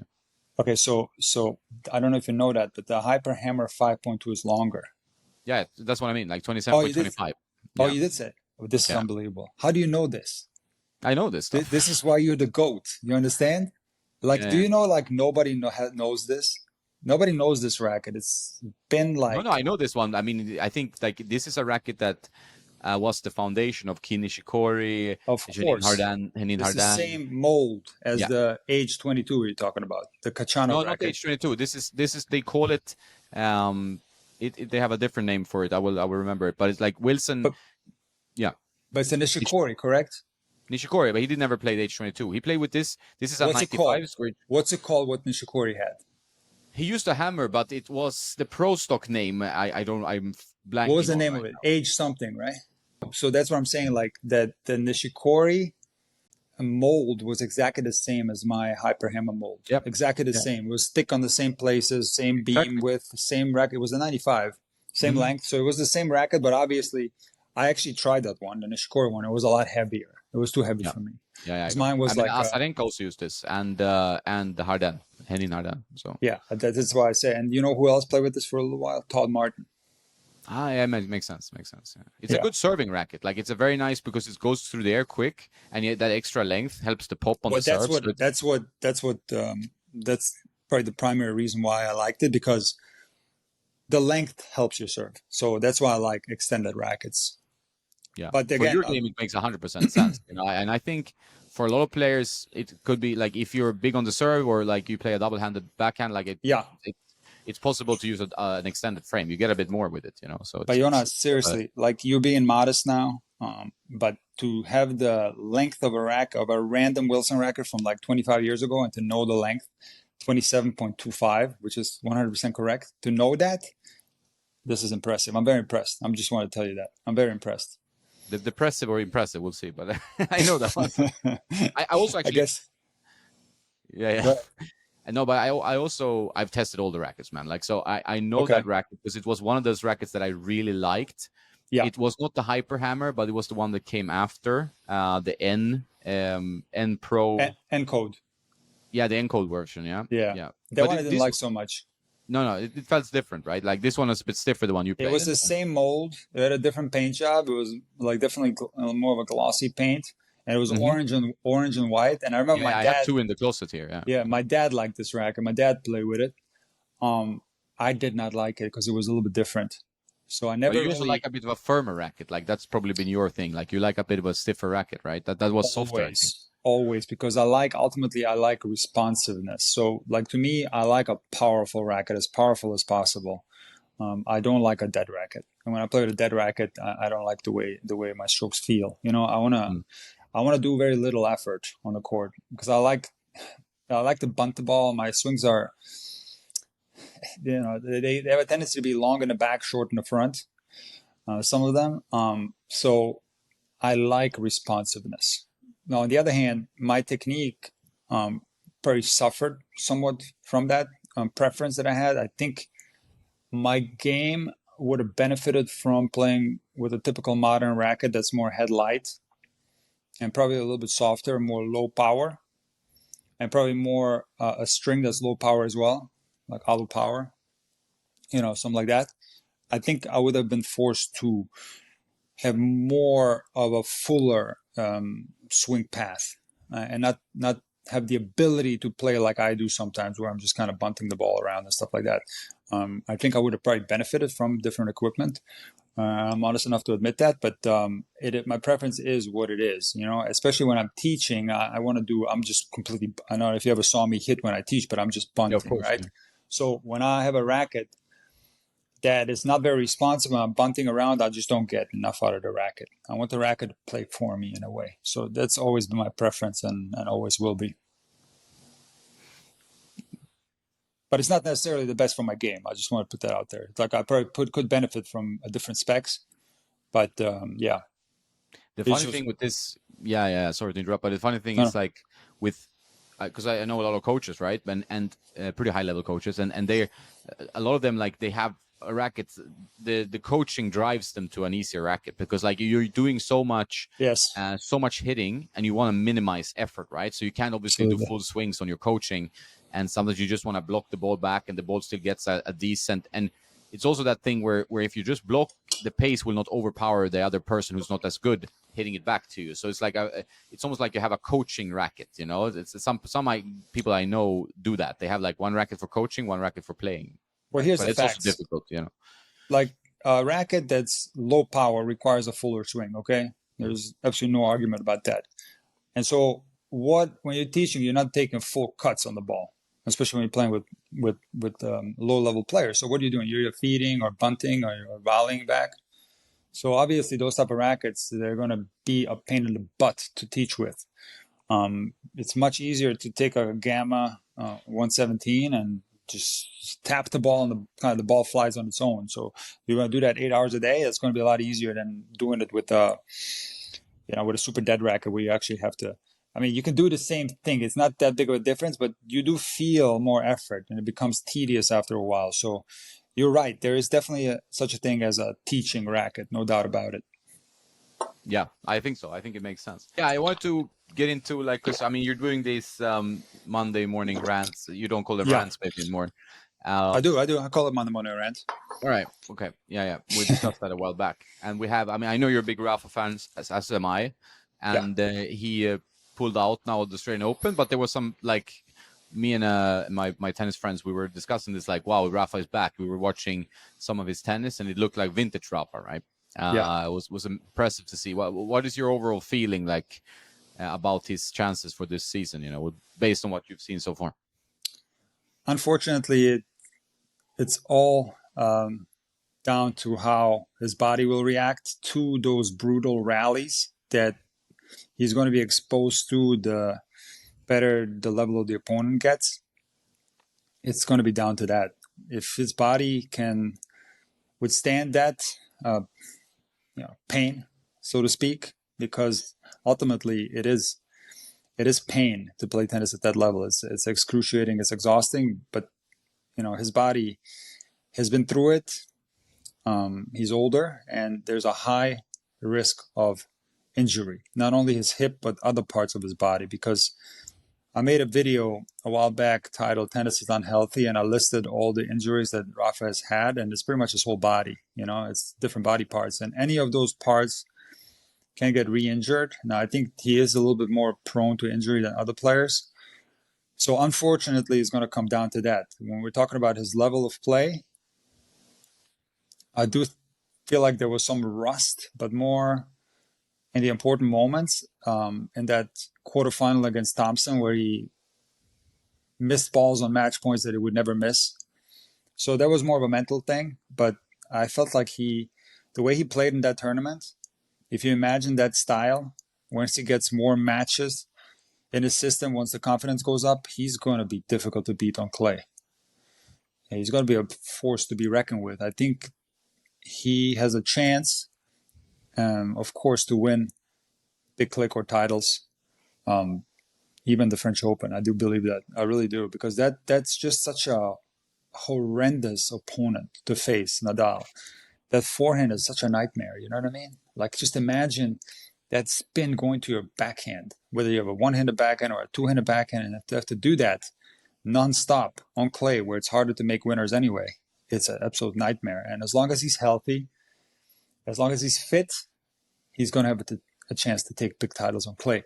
Now, I even think that he can do some good results on hard court. I hate when he gets like, man, there's so many trolls on Instagram. I don't know if you're on Instagram or on Twitter, and that are insulting Nadal. They're not showing any respect to him. And I haven't seen that actually. Yeah. you haven't seen that. You haven't Well, seen on on Instagram. Twitter, but I'm often not frequenting. So I mean, I post and I ghost a Well, bit. there's a lot. There's quite a bit. It kind of depends who posts it. So if it's Nadal posting it, is definitely less. There's a lot of love, a lot of his fans, because they're a huge fan base. But if it's just a tennis TV or Eurosport or tennis channel posting something, that's where you see the trolls. When they post a clip of Nadal, he's done. Weak Dal, Clay Dal, he should retire. Like, just trolls, right? So often what I hear is that he's not good on hard court. And on a recent rant, I said that if you took clay out of the equation for Rafa and you only counted his grass and hard court results, he would still be inducted into the International Tennis Hall of Fame, and his career would equal the ones of like Wielander, Edberg, Becker, like legends Yeah. of the game. So he is not really a clay court specialist. Of course, he's the greatest clay court player in the history of the game, but he's unbelievable on grass. Do you remember young Rafa on grass? But even like in 2022, he would have made that final. He would have beaten Kyrgios. I don't know if he would have beaten Djokovic, but he always has a chance against Djokovic on clay and grass, I feel. On the hard court, sometimes he gets blown out, but he's an amazing grass court player. 5 Wimbledon finals. So he is, of course, unbelievable on hard court too. How about those U.S. Open victories where he even beat Djokovic? You know what I mean? So like, he's an amazing, like, I just love watching him play, and I just wish. See, the thing is, like, I was thinking about this recently. I'm a huge basketball fan. I used to even play basketball, and my favorite team of all time was the Bulls in the 90s, because I'm a huge Jordan fan. I'm a huge Dennis Rodman fan, and I'm a huge Tony Kukoc fan, who's from Split, Croatia. I'm from Split, Croatia. So I love that Bulls team. And I was still living in Germany at the time, and they were broadcasting all the games. And man, I was watching those games, and I love Jordan so much. And of course, he won his 6th NBA championship, and he made that game-winning shot against Utah on the road, right? And that was like the perfect retirement. But when I was in college, It was in the early 2000s. Jordan decided to come back and play for the Wizards. And now, of course, the team wasn't that great, and Jordan was older and he wasn't the same player. So he kind of ruined his retirement a little bit, right? Because he came back. So this is the difficult thing about retiring. As I said in my latest rant, Sampras did it absolutely perfect. He just called it quits after winning that US Open, where he had a subpar year. I think it was 2002. He lost to George Bostel in I think it was the second round of Wimbledon, and he I was remember that. Yeah. not regarded as the favorite for the US Open. People were calling him old and slow, and just similar to what Rafa's getting now, right? From the trolls. So he comes in there and he plays unbelievable. The guys that he beat in that tournament, I think he beat Roddick, and Roddick was on top of the world back in those days. And I think he beat Safin, if I remember correctly. He beat unbelievable players. He beat Haas, I think. I don't remember it exactly, but I know he beat Roddick, and of course he beat Agassi in the final, and he just calls it quits. Now, can you think of a better retirement in any sport? It's beautiful, right? So that's what you wish for your favorite player to do. Now, it's probably going to turn out that Rafa should have retired after winning the 2022 French Open, because if his body continues to break down, it's going to be kind of a sad ending to it. You know what I mean? So Yep. that could easily happen. I wish and I hope that it doesn't, that his body holds up and he's able to play. And this injury that he has now, it's not as bad as the other one. It's just a micro tear in a muscle, which heals fast. So everything is cool. Everything is good. But I just hope that he stays healthy. And I hope that he wins the Olympics and then he just calls it quits. And that would be a beautiful ending to the story. And that's what you wish for your favorite player to do. You hate to see them kind of fall apart at the end. It kind of leaves a bad taste in your mouth when you see a legendary player like Murray, for example, get so much hate online. You watch some of his matches, like, for example, when he lost in Paris to Diminau and he smashed his rackets, and when he lost to, I think, to Safiullin in Beijing, and he was also screaming. And you read those comments, it's just sad. Like, this guy is one of the greatest players. And in the last maybe 20 years or so, the guy deserves the respect, but he's losing all the time, and people are writing negative things about him, and you hate to see something like that happen to someone that's as great of a player. But ultra competitive athletes, you have to respect their choice to keep competing at all cost. Like Jordan came back. I was there watching those games for the Wizards when he came back. I watched every single one, and I loved it. And you see it as the ultimate competitor. And Rafa is the same way. He loves competition. He wants to come back and play again. And Murray is the ultimate competitor. He's got that, I don't know if it's a metal hip or whatever, and he's out there playing and fighting. So you have to respect that. You have to respect that as a fan. Their competitiveness and the willingness to go out there even when the results are poor. So in Rafa's case, I'm hoping that the body will heal up. I don't think the results will be poor. I think if he stays healthy, I think he's going to be difficult to deal with, especially on the clay courts. Yeah, I also hope that he gets a nice farewell. I mean, like, I think the Roland Garros would probably be the most fitting, like a win there, and then like a retirement. I think what happens is, I also believe like the players should play as long as they want. Like, we who are we to say like, hey, you should retire, Okay, Exactly. They take wild cards here and there. I understand from some players that it feels like that they take some spots or whatever, but they also brought a lot of fans to the game and a lot of love to the game. Of So they course. deserve the respect, and I feel like it's silly when people start like telling people to retire, whether it's Murray or Rafa or Federer or whatever.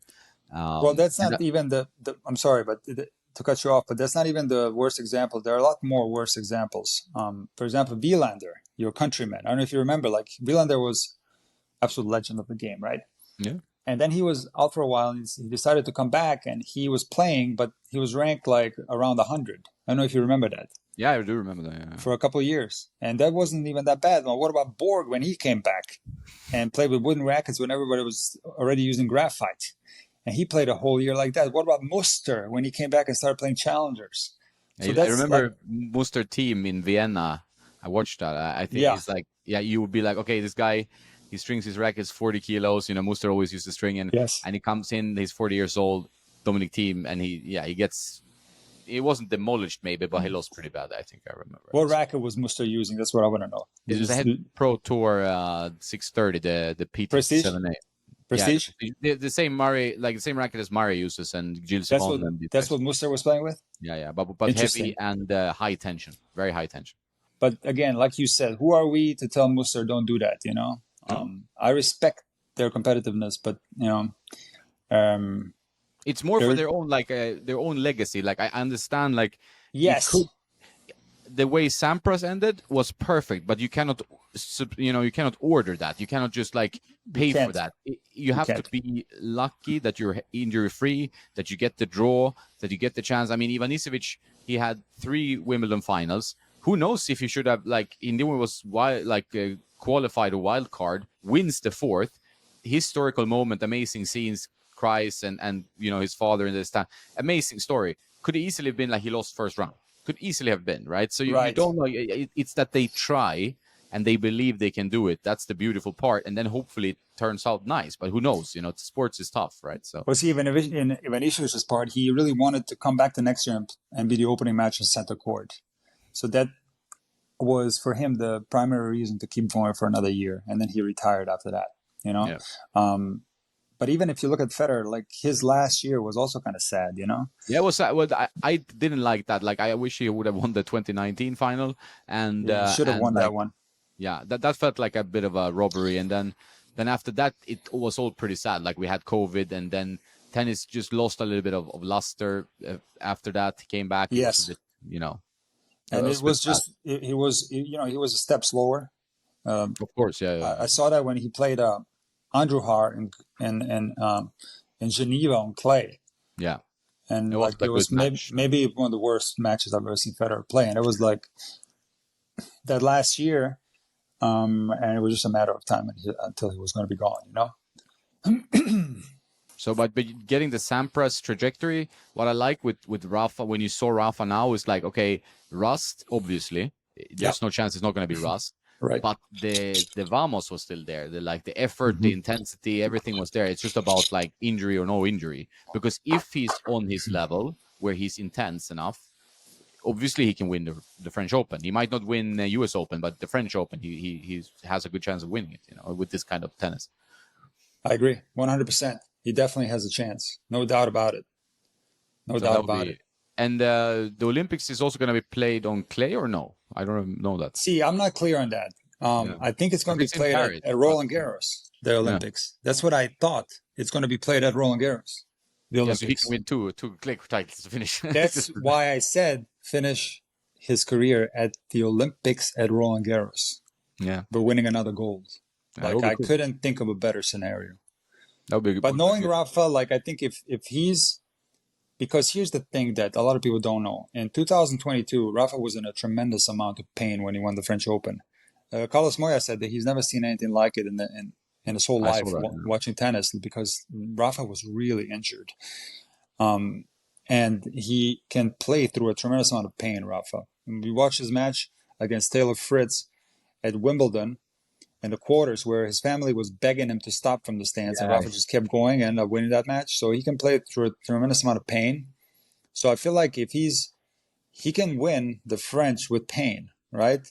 But I feel like if Rafa is feeling healthy and doesn't have pain, I think he's going to keep going. He's not going to stop this year. He's going to add another year to it. Yep, I think the only reason for Rafa to retire, if his body is at the level where it's just too much, Yeah. It's just too hurt, too injured, and that's when you're going to call it quits. If it turns out into the Federer thing, where Federer couldn't compete, right? He couldn't, his knees were too bad. then there's no point. Why do you Exactly. Continue? Exactly. It's because I Novak keeps going, and he has a wrist problem now for the Australian Open a little bit, but we know he's also won Grand Slams with pain. So these guys, they can go through pretty much anything, right? Go through a brick wall, to win Grand Slams.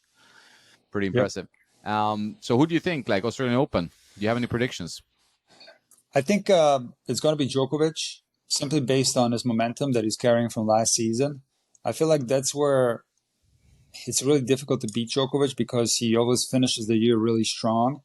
by winning the World Tour Finals, by winning Paris, even Shanghai back when before they took the tournament away for a while. And then he carries that over into the new season, and he does really well. Then he continues to do well.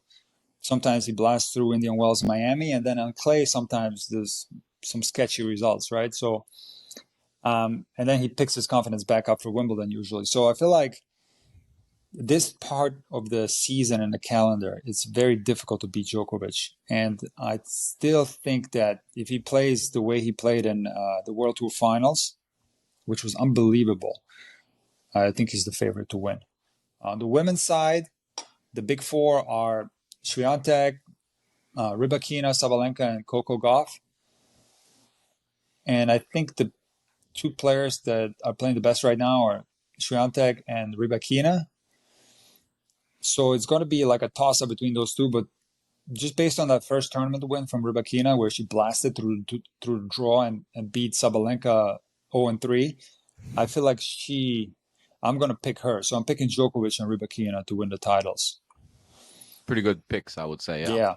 I mean, you can't really go with any outsiders. It's just really tough, I think if you want to talk about a dark horse, I feel like Zverev, maybe. He's going to take a lot of motivation and confidence from that United Cup win. He could do well, but it also depends a little bit on his draw. And on the women's side, it's so wide open. There's so many players that can go deep and make a surprise run. The WTA is so competitive right now. There's so many great players. So it's really impossible to make a prediction. There's always somebody that goes through that you didn't think was going to go through, So, yeah. Yeah, I'm Swiatek on the women's side because I think what I saw her play in the United Cup was just I mean, also Rybakina is one super impressive player, right? And you can never count out Sabalenka, but those are the three for me. I think Goff, maybe this one not quite, but she will have a good year overall. She played well though. Remember, she won the U.S. Open. She won the first tournament of the year. Exactly. She won the first. Yeah, I forgot about that. She won the first. I think she got blown away from from Iga at the WTA finals, but remember that was super windy. Yeah. No, that tournament was a bit of a shit. Swiatek was the best wind player by far. Nobody plays in the wind like her because she has probably more spin than the other ones, and she moves better than anybody. So she's like the female combo of Djokovic and Rafa. So she's going to perform really well in the wind, but I do think that Coco is in the mix. Even though a lot of people, I agree. Actually, a lot of people are negative about her for no reason whatsoever. Why? I thought she was pretty hyped up now after winning the U.S. Open. No, I must be on a different part of the internet than you. Yeah, you should avoid this part of the internet. It sounds like very negative. That part. Where are you at? This is all positive, but for a while prior to the summer swing, she was getting a tremendous amount of hate on her forehand. Yeah, that one I did see that. It was when Gilbert came in. I did see the forehand stuff. Everybody's an expert, and I mean, obviously she had I talked to Rick Macy about that because he had offered to help her. That's right. And she had a kink on her forehand that needed to be kind of kinked out, I guess. Right. Well, it turns out that Gilbert didn't do anything that he kinked out. He just stopped talking about the forehand, stopped obsessing on it, and that was good enough to for her to stop obsessing on it too. Very similar to Felipe in my 10-day tennis transformation, where he was obsessing on his technique where he didn't need to. There was only a couple of small things that he needed to adjust. And so with Coco, I always saw that in the singles, she would get a little tight against certain opponents at certain score lines. And in doubles, she would play completely free because she's one of the best doubles players in the world. I think at one point she was ranked number 1 in the world in doubles. I don't know if she still is. I don't think so. But in doubles, she would rip the forehand and hit it freely. And then in singles, she'll be a little tight. So that to me is a clear indicator it's a mental issue, not a technical one. And I regard Brad Gilbert as one of the greatest coaches of all time at that level, as a tour coach. And but from what I read, he just completely stopped obsessing on the forehand, and it worked because she regained confidence and blasted through that summer series of tournaments, won everything, including the U.S. Open, and then did play pretty well at the WTA finals, but at the wind was absolutely no chance against Iga. So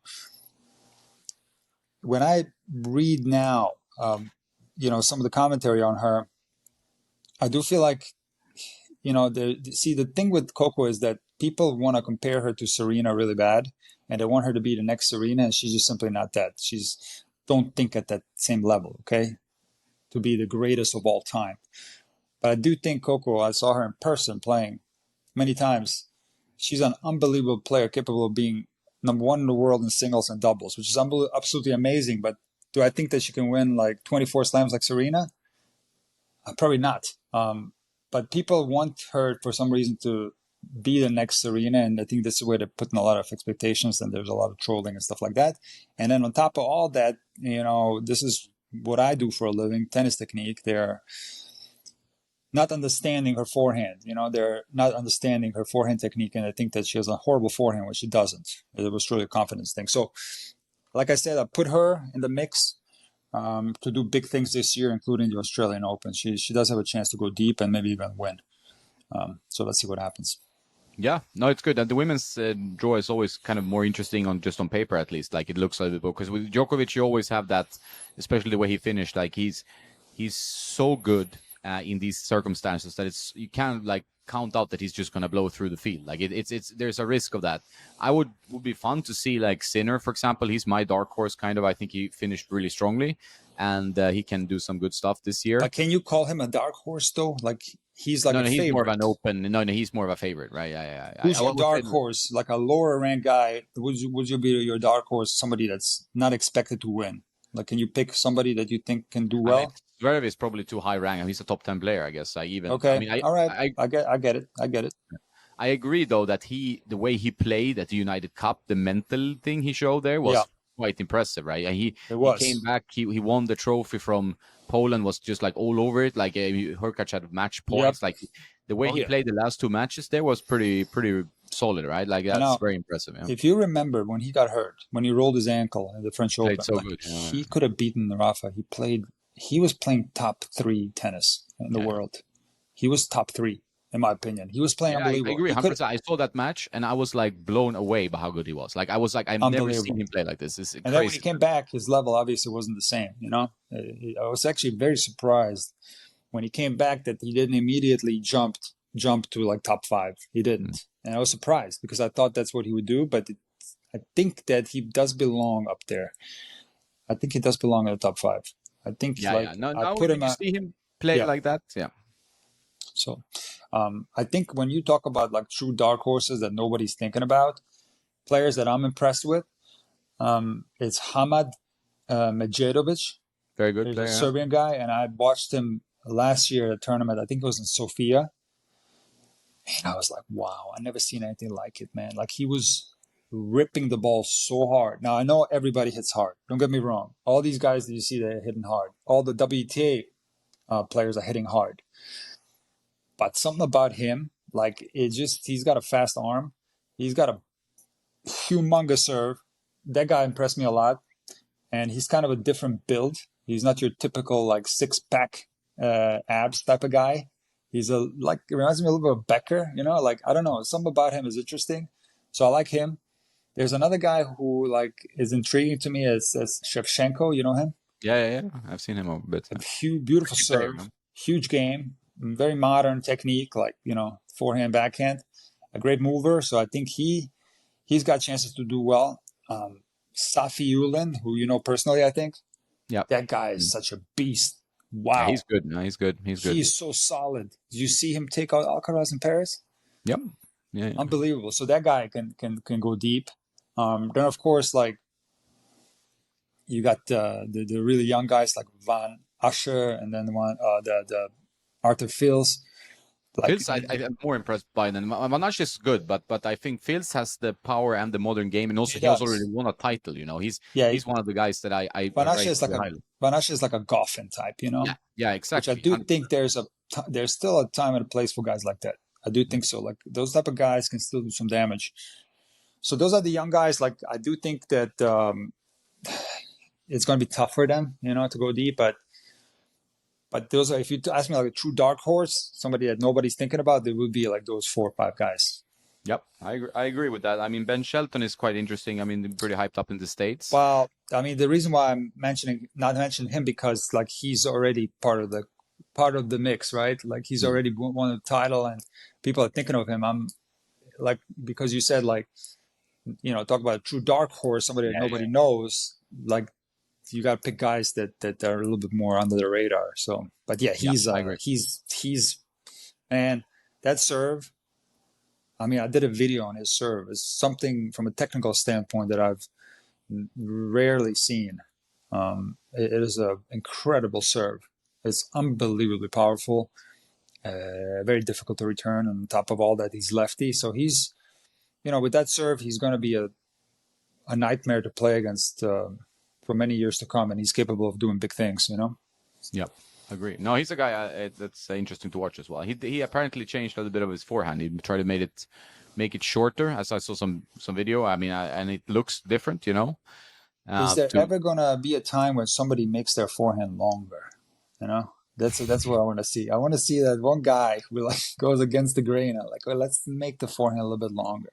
Let's make the forehand like Wawrinka or Djokovic, yeah, yeah. and let's see what happens. Now it's always No, it's short. a good Yeah, point. Like, I mean, the way Djokovic plays with his swings, and I guess like everybody's thinking, how can I gain time? It's all about gaining time in this crazy pace they play with, yeah. right? I guess. It gets a little more complex than that, but the time that you gain is actually it's insignificant. That's why you see somebody like a Bonjusova. And you got to understand that the women's ground strokes are very similar in speed to the men's ground strokes. And she won Wimbledon with a typical WTA backswing. Mm. You have Coco Gauff with a typical WTA backswing, won the US Open. So timing is really not influenced by that.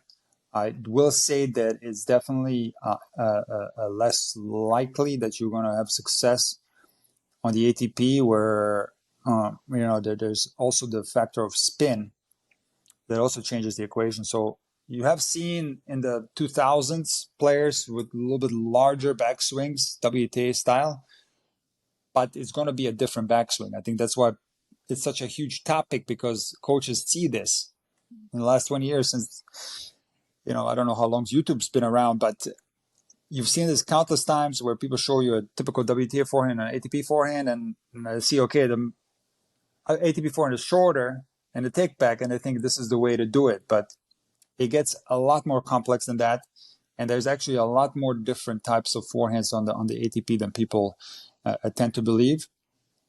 And I always say, like, listen, you want to talk about great forehands? Why is Djokovic never considered? Like, I put him very high. I put him at number 3 in my top 5 forehand videos, and it's one of the cleanest forehand techniques that you will see, and it's got a longer backswing. Okay. It goes right behind, like it doesn't go WTA style, but it goes pretty far back. Mm.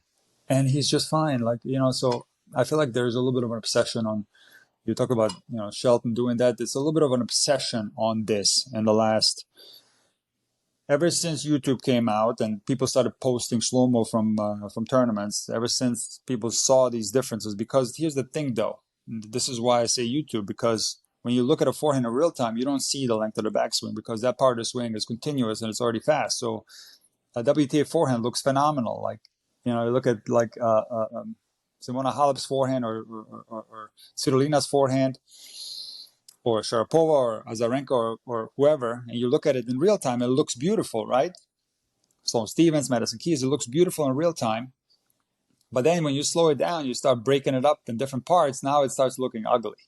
And you see this at contact, they're like this, Iga, So Iga's forehand in real time, it looks beautiful, and slow motion looks ugly. So ever since people started looking at this on YouTube, coaching has drastically changed because this wasn't an area of discussion so much prior to the internet. And now there's an obsession with an incredibly short take back on the forehand. And in my opinion, this can work. Of course it can work, no doubt about it. But it can also, depending on some circumstantial things, it can cause problems as well if you force something that doesn't suit you.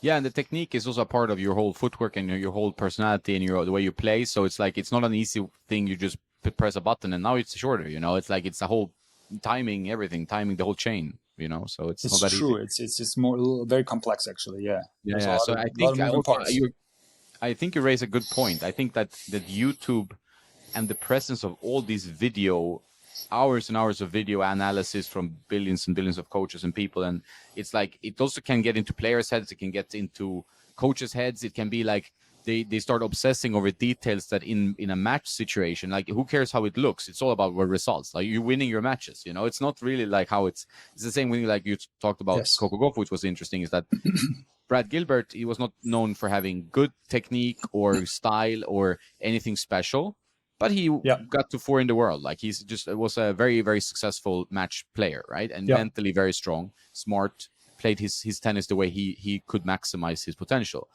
And to just say, okay, stop worrying about it, I think that's a smart move. Like, that's the way to, when everybody's worrying. She also seems very sensitive, Coco Gauff, because I've also seen that she gets a lot of shit on the internet in her case, and she has to post sometimes, oh, you know, all you haters out there. She has to kind of address the haters, which is sad to see, because she's winning Grand Slams. You know, why should she have to address haters? You know, it's a stupid situation. But and I think he was, for him, I was really impressed by his move of being like, okay, let's not dive too much into this. Let's focus on you just like playing and winning and doing your thing. And it was, I think that was the way to go, actually.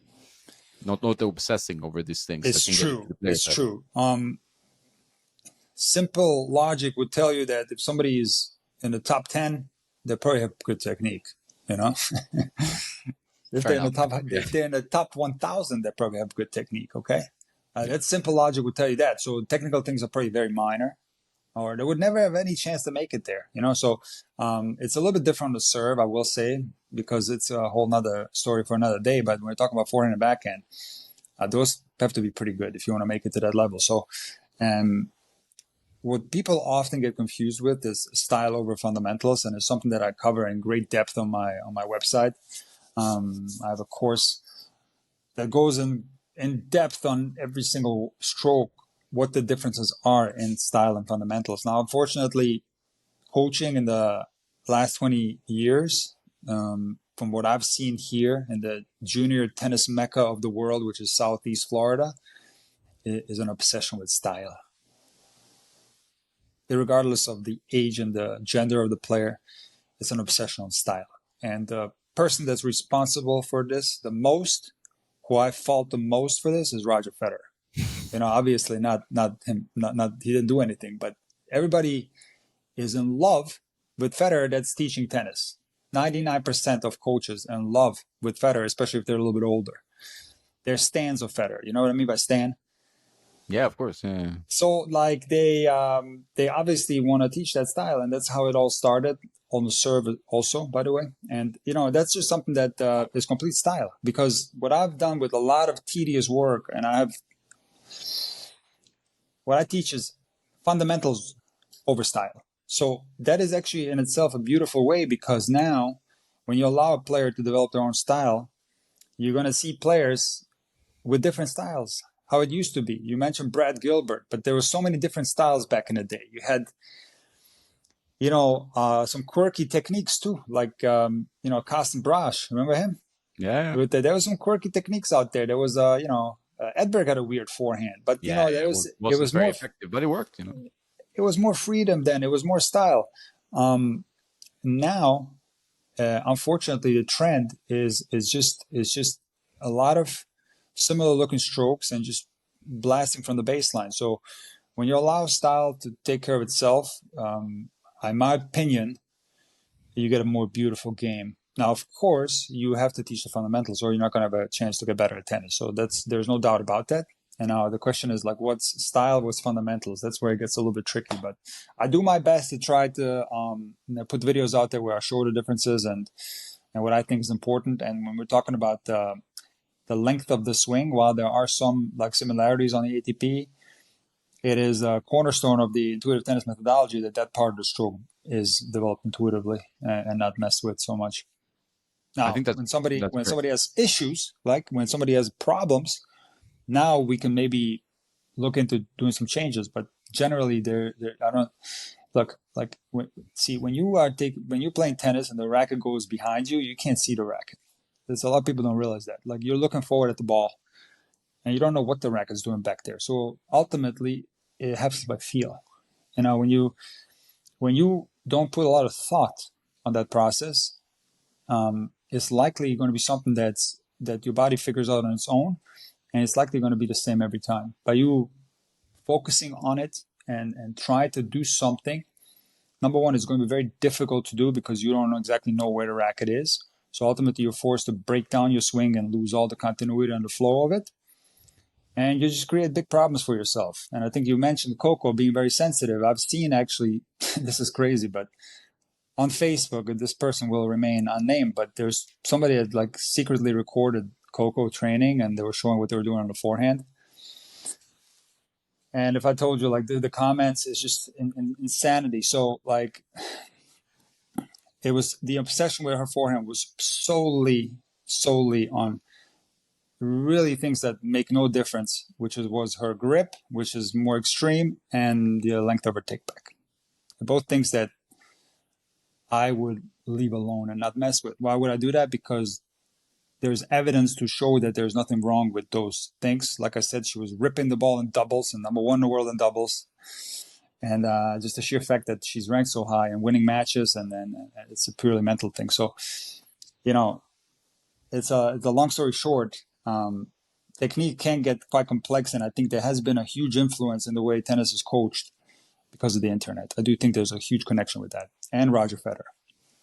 Yeah, yeah. I'm thinking also it's funny because like I also see that like if you're on the club level, you're watching matches. I go to the ITF tournaments for seniors and stuff, and people try to look so good when playing, but the results don't naturally come, you know. And you have guys like, I mean, if you go look at the pros, you have Medvedev looks technically quite ugly, and obviously all sound, but it's a joy for me personally to watch his style. And as a guy like Santoro or a guy like who it doesn't look so beautiful, but it works, and that's beauty in that, you know. Like the difference in the style is a beauty. Obviously, Federer was kind of the most clean-looking Jordan of the game in many ways, for sure. But for rec players to imitate, also the toughest, because the amount of physicality and like athleticism you need to play that type of game is not really easily replicated either, right? So it's just not the right approach, I think. Yeah, it's true. I agree with you for sure. But then, he didn't have like the modern forehand is not what you think of with Roger Federer. Like, I mean, he has a modern forehand in many ways, but it's not like if you see the young guys today, if you talk about Medvedev, you talk about Shevchenko, the way they hit the forehand now on these guys like Arthur Fils, it's very different from how Federer hit his forehand. You know, like technically sound both, but very different.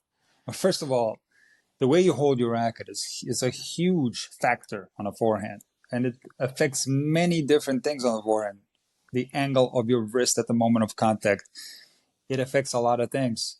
And Roger Federer had a very classic grip with the Eastern forehand grip. So I agree that in that sense, it was more of a classic forehand, but apart from the grip, it had all the components of a modern forehand. And very similar to the way the players hit it today, but the grip is classic. And so that has to be considered. And that's something that often people were not talking about at all, and they just try to copy the Federer forehand without even thinking about the grip. Not that you should change the grip just because Federer was using it, and nor is there anything wrong with an Eastern grip if it does come natural to a player. But see, Jonas, like tennis technique can get so complex. You can get so into the weeds with this. When you start looking at like the modern guys, the next gen guys, I don't even know if they're still called next gen, but let's call them the Alcaraz, Sinner, and so on. And you start looking at angles of their racket. When the racket goes back, it gets so confusing, it gets so complicated. But one thing you got to understand that this is something that both of them, I'm sure, they don't spend 1 second thinking about. It's people that are watching them in slow motion think about. They don't think about that. Like I said, you're looking forward at the ball. You just go by feel back there. And because you're going by feel, it's developed naturally. And it's the same every time. And you're looking at the player on your phone or your computer from behind, and you're studying angles. Okay, the racket is here, it's there. And then you try to copy this. Well, how are you going to copy it? You got to break your stroke down, and you lose all the continuity, all the flow of it, and you're causing a lot of problems because of it.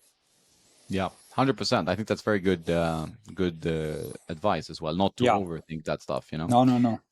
It's very easily happens. So for your end, like Intuitive Tennis 2024, Do you have any New Year's resolutions? Do you have any big plans for this year? Are you going on any tennis trips, or what's in the store for you? So in 2024, I definitely have plans to do something big.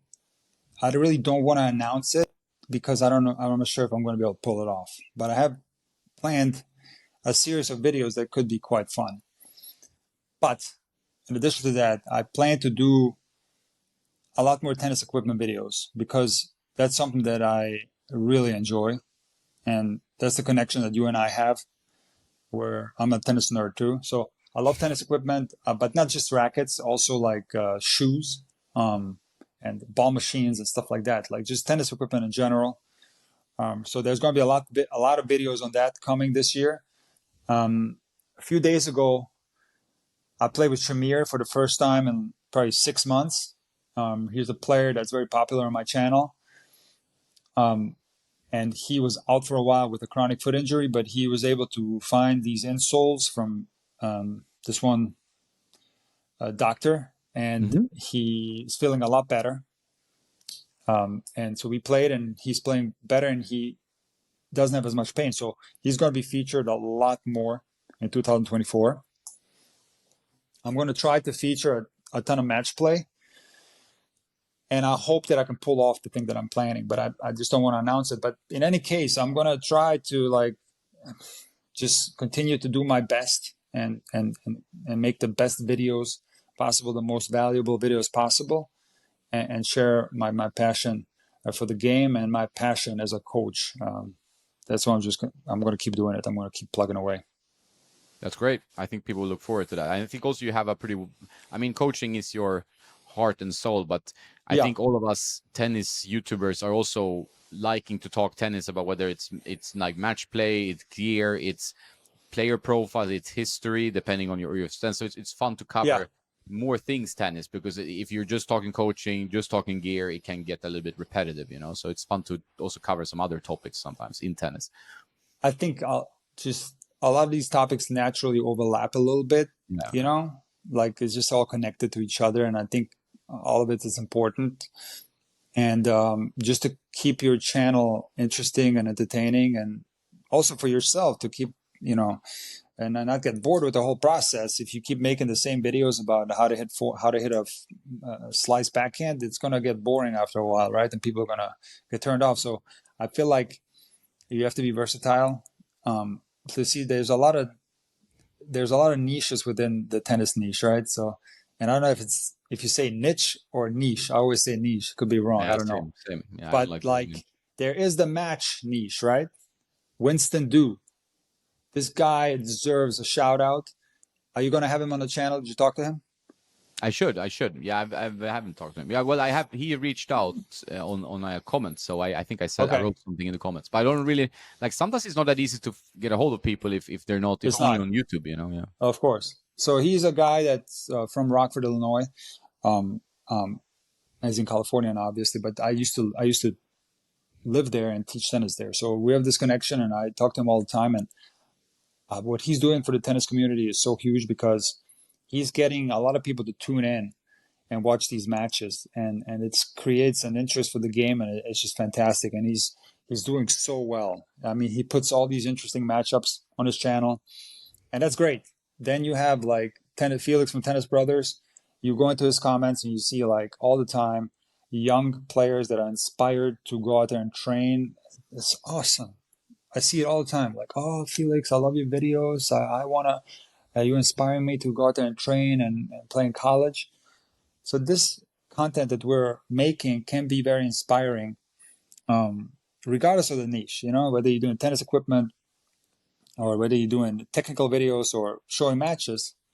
If we can get people to get some inspiration to go out there and hit the courts, that's, I think, what it's all about.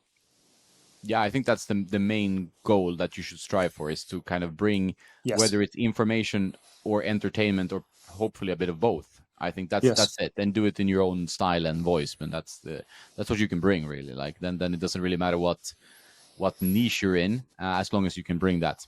Try to keep that your guiding star, I would say. Absolutely, no doubt about it. Cool. No, it sounds great. I hope to meet you in person maybe this year. We'll see if I get over to the States. That would be Well, I'm fun. going to Europe too in the summer. I usually go to Europe in the summer, so Then we'll meet we up for have sure. we have to do an in-person interview, and Yes. maybe we'll play a set for the channel, for Yeah. your channel, and you beat up on me. That will not You happen. give But me a yeah. good beating with your Pro Yeah. Connects. If I give you a maybe some complete shit racket before me with no strings, I can maybe do it. No. Listen, I've seen you play. You're good. You're a good player. It's getting better slowly, but like all the racket stuff is also sometimes damaging me quite beyond. So Like sometimes I'm so frustrated. yeah, Just people don't realize that. Like because I also want to improve, but sometimes you bring like when you're testing stuff, and I also really want to give my audience like an unbiased, honest opinion, where I really give it a good go. I don't want to try it 5 minutes and then throw it away, or I try of different course. string setups. I try to really understand the racket. Sometimes it's easy, sometimes it takes time.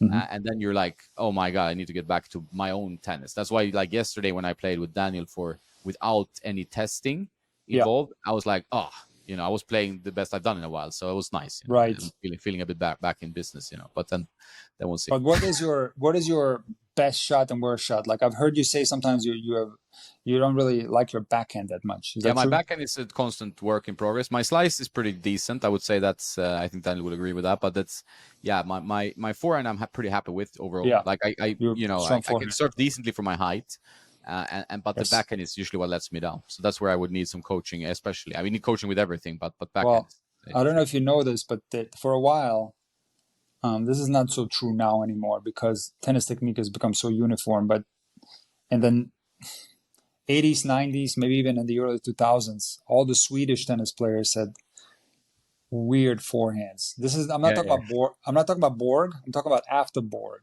And I'm Gustafsson, not Larsson, those guys. I think. Yes. absolutely Yeah, I Gustafsson, remember that. Larsson, Edberg, Very Söderling. strange There's a forehand. lot of weird forehands, long backswings, ugly looking. You know what I mean? A bit like Not so much Gulbis style, like almost. Some of them had like it's a bit odd. worse, in a lot of ways worse because Gulbis look kind of weird in the back, but look really clean in the front. Yeah. Where these forehands look kind of weird the whole way through. Yep. Yeah. So that's kind of a weird thing from the Swedish players. But I'm glad that you're not part of that group because your forehand looks nice. Yeah, my forehand is okay, Yes. and then it's just I have to get the Edberg inspiration on the backhand because he had a very good run on the back. But I just want to mention this though, like it not doesn't mean that those forehands were bad necessarily. Like No, no, Söderling no. had an absolute killer forehand. That forehand was absolute monster, right? So it looked a little weird, it looked somewhat flat to me, but it was despite the way it looked, it was a great forehand. And even Edberg, I don't know if you watch old matches, but on Tennis Channel they have a whole section where you can watch old matches. And I just recently watched Edberg Chang French Open final. That's a classic. And Yeah, I've seen that one. I saw that and live. Not and live. I watched on TV when I was a and kid. you realize that Edberg was so close to winning the French Open, which Yeah, would have yeah. been unbelievable. But I was a little bit heartbroken. I was a huge fan. I think this was yeah, '89, right? right. '89. Yeah, I was like 7 years old, so I But remember that. I was a big tennis nerd already. but Like I was but at that yeah. age Go quite ahead. into it. How old were you then in '89? 7. And you already was a huge Edberg fan. Yeah. I think let's say 82 I'm born. Yeah, so that's 7. Okay. Yeah, so and I remember like being a little bit upset that he didn't win. I remember that. Well, I can tell you this, that after looking at this match, I realize now that his forehand wasn't as bad as people make it out to be. No. It wasn't like a Agassi forehand or a Becker forehand, but it wasn't that bad of a forehand. And simple logic, we were talking about Coco, would tell you that you can't have the career that Edberg's had with a amateur forehand. But if you read forums online, people make it out like Edberg had like a rec level forehand, which is it's not even, it's I mean, ridiculous. he did coach Roger for a few years, and they hit. Like, so do you think you can hit with Roger and give him a ball without the forehand? No chance, man. Like, No, it's no absolutely chance. not. Now you talked about Gilbert today and his style. Yeah. People always talk about how bad Gilbert was.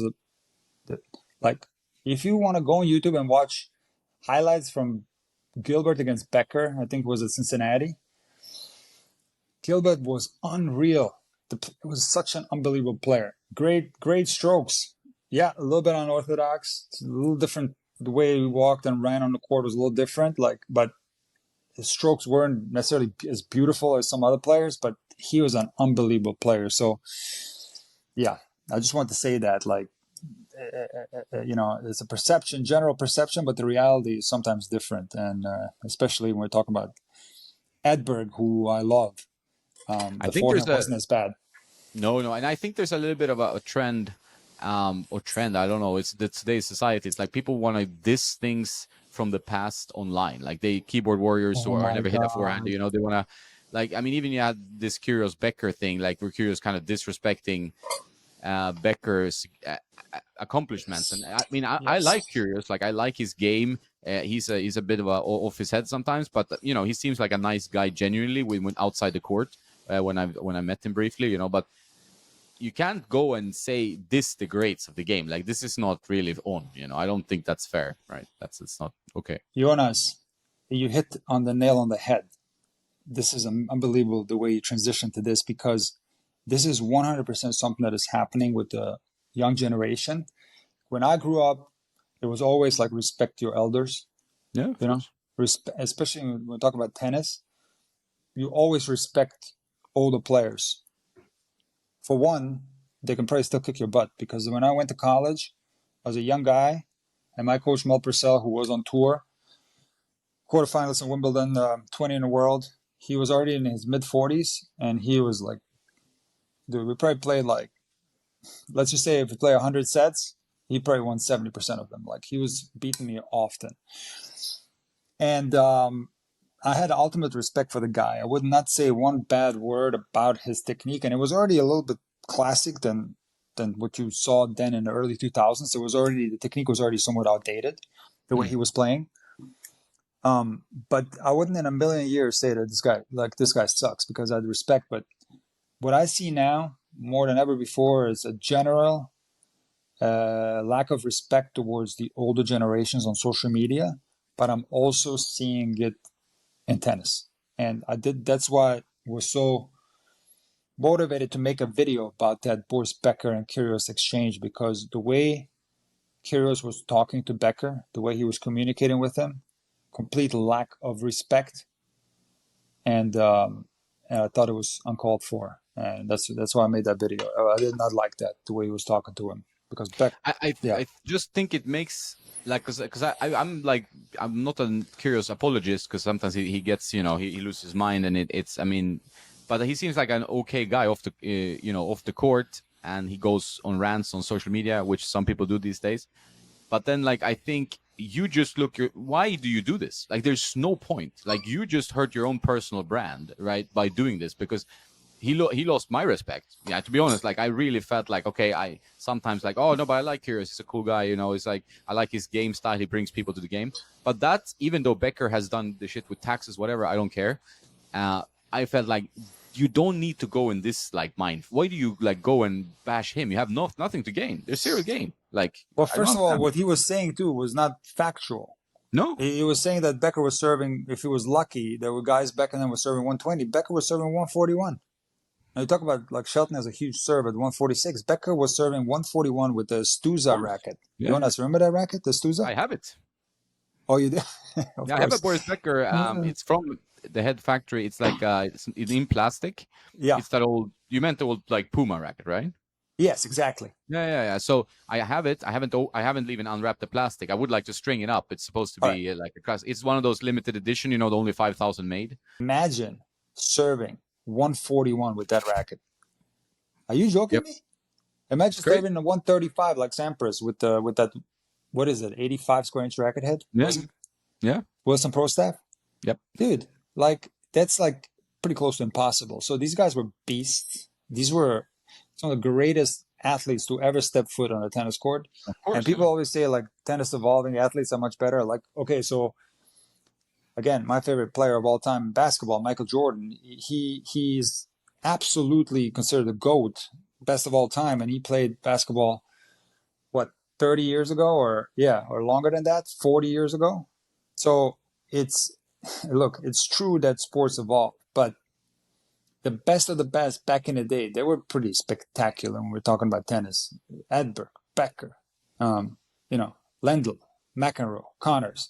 Like these guys were spectacular. And like what Kyrgios did was just, it's something that's unheard of, because, if you want to talk about who made tennis, like who got tennis to the point where it's at now, where these guys are making so much money. You know, see, I'm from Croatia, but I moved to Germany because my dad was a tennis coach, and he first worked in Austria and then later on in Germany, which was in the mid 80s.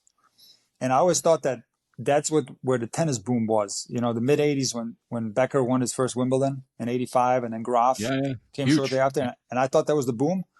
My dad told me, listen, no. The actual boom in tennis was Borg and McEnroe. Those are the guys that exploded tennis.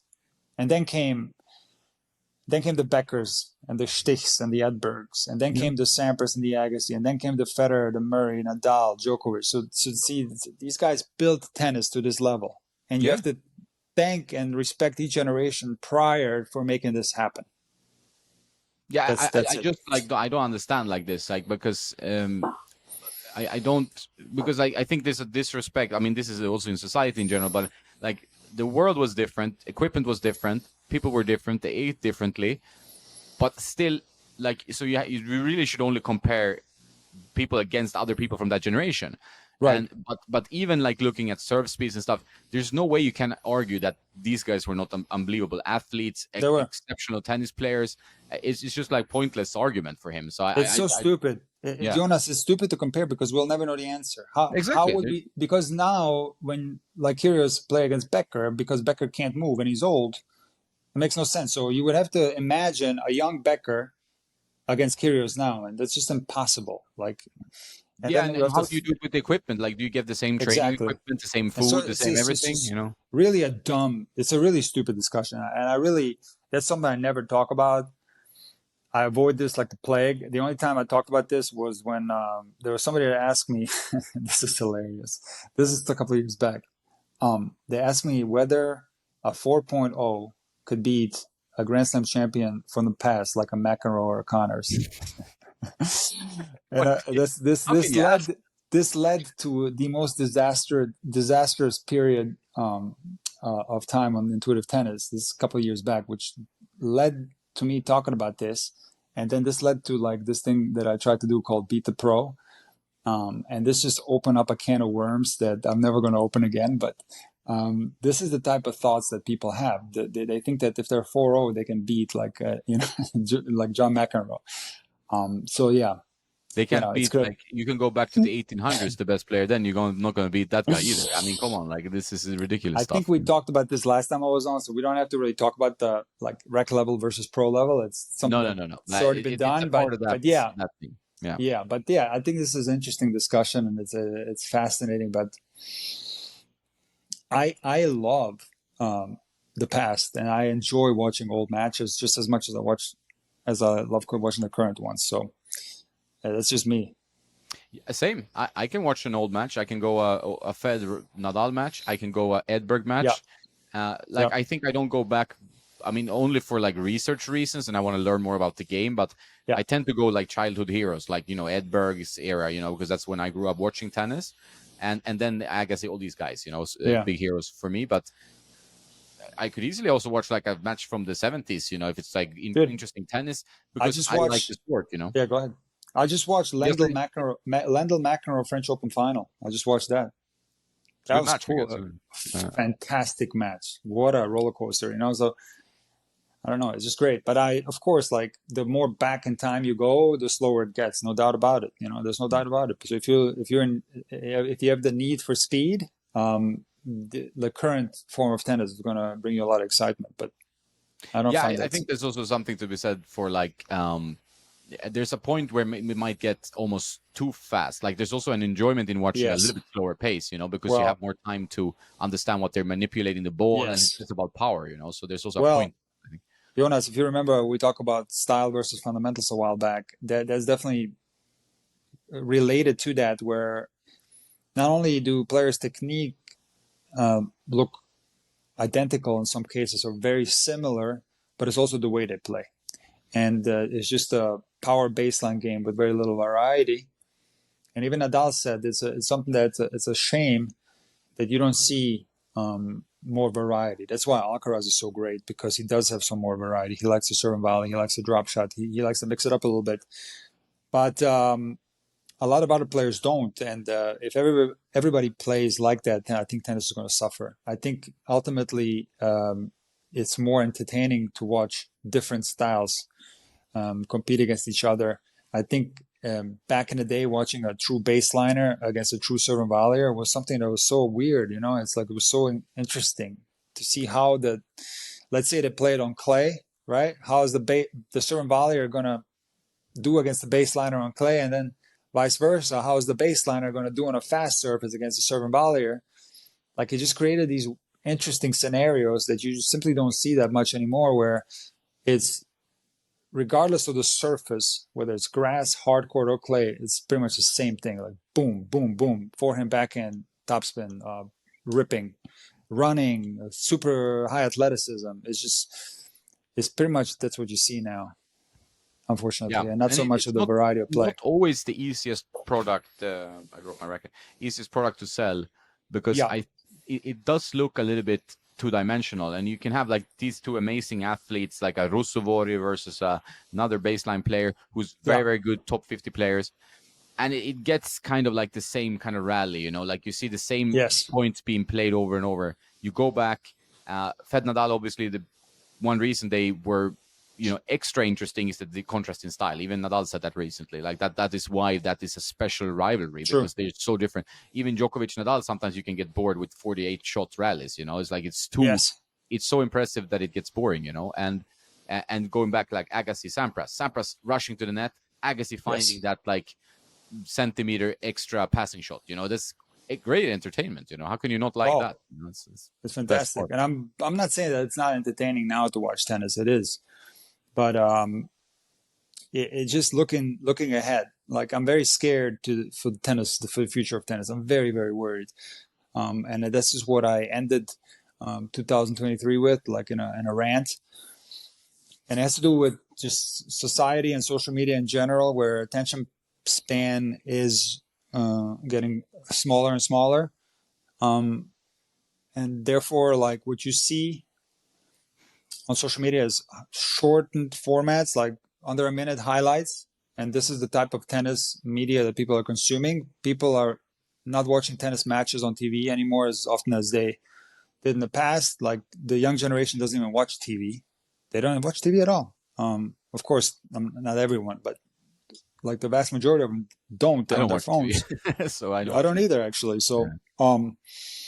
what's going to happen, I'm fearing, and what's already been happening, is that you see junior tournaments here now play sets up to 4. Super tiebreak is now super common. You see it everywhere, okay? Where they don't play out the third set. Best of 5 disappeared from the Master Series tournaments. I'm afraid that maybe they're going to get rid of best of 5 in Grand Slams. Maybe in the early rounds, and they're going to keep it in the later rounds. They're going to have to go with the public that's watching the tennis, because a lot of the people that are still watching tennis, which is a really old audience, if you look at the commercials that are run on the tennis channel, you notice some of those commercials. You're not in the United States, but it's like, I know what you I'm mean, not though. going Yeah. to say, but it's like, it's one of those commercials where help me, I fell and I can't get up type of commercial. Like, it's just for old people, because they know the audience is older. Yeah. So when this audience, God forbid, it's not there anymore one day, and now the younger audience starts going up there, I think everybody's going to have to go with what the viewing habits are, and I think tennis is going to get shortened. And when tennis gets shortened, you're not going to allow the best players to prove themselves, because where is it most difficult to beat Djokovic and Nadal? It's in a best out of 5 match. It is not easy to beat them in a best of 3, but it's easier to get them out of in a best out of 3 than a best out of 5. And if they get rid of that, like, the greatest matches in the history of tennis that we all remember are all best of 5 matches. Whether it's Borg McEnroe in Wimbledon, whether it's Federer Nadal in Wimbledon, whether it's Djokovic Nadal at the US Open, or whatever Djokovic Federer Wimbledon, whatever you pick, like these classic battles, they're all best of 5s. And I hope that that's going to stay with tennis, because it would be a shame if they got rid of that, if they shortened tennis. Yeah, I agree. I think you need the storylines. I talked about this on the podcast before, but it's like a match is a story. If you don't leave room for a story to develop, what is it? It's just like a slug. Like if you do a tiebreak 10, there's no story in the tiebreak. I mean, he got 3-0 and then it comes back. It's not enough to really get a Yes. hold of, right? So I think that's a worry. And I also share the worry sometimes that the organizations in tennis, I feel like they're not, I mean, they're obviously trying their best, but I feel like there's too many organizations that it's just a little bit of a mess. You don't know what's happening with the tour from one year to the other. Now there's problems Yes, with the balls. All the players it's complain true. about injuries. So there's a lot of things that It's are true. happening in tennis It's right now true. that you need to keep on I top of. agree. But like, I just want to add one more thing. Like, I do think that even with a short format, the best players will prevail. So Yeah. if the format gets shortened to just play one set up to six, I think you'll see the same guys at the top of the rankings, because Yeah. this is going way back. There was a huge prize money tiebreak tournament here in Florida, and I played it, and there was a couple guys that were like with high ATP rankings, and every time they held this tournament, it was the same guys who were winning. So when you remember ATP doubles, when they used to play, best of three, and then they switched to a super tiebreaker in the third, Mm. the Bryan brothers were number one with the old format, and they were number one with the new format. So I think even with a shorter format, you still see the best players at the top of the game. I will say that. Mm. Yeah. It's just like a little bit, probably a little bit less entertainment sometimes. I think if it goes too fast, right? That's for the Yes, viewer. yes, and I think that you're not allowing the best players to show their true toughness and competitiveness and the difficulty of the other guys or girls beating them. That's what you're robbing them of, because, like I said, there's nothing tougher than beating Federer, Nadal, Djokovic in a best out of five match. There's nothing tougher than that, and that's why there hasn't been that many other Grand Slam champions. Now, because I mentioned WTA, I'm definitely in favor of bringing back best of five for the WTA, because the WTA has horrendous marketing, and I had Eliza on my channel just like you did, Yeah. and she's great. Like, she went to Cancun and she was exposing the catastrophe that was this WTA finals tournament, but the marketing is awful, and it's done in such a way where the women are shown as inferior to the men.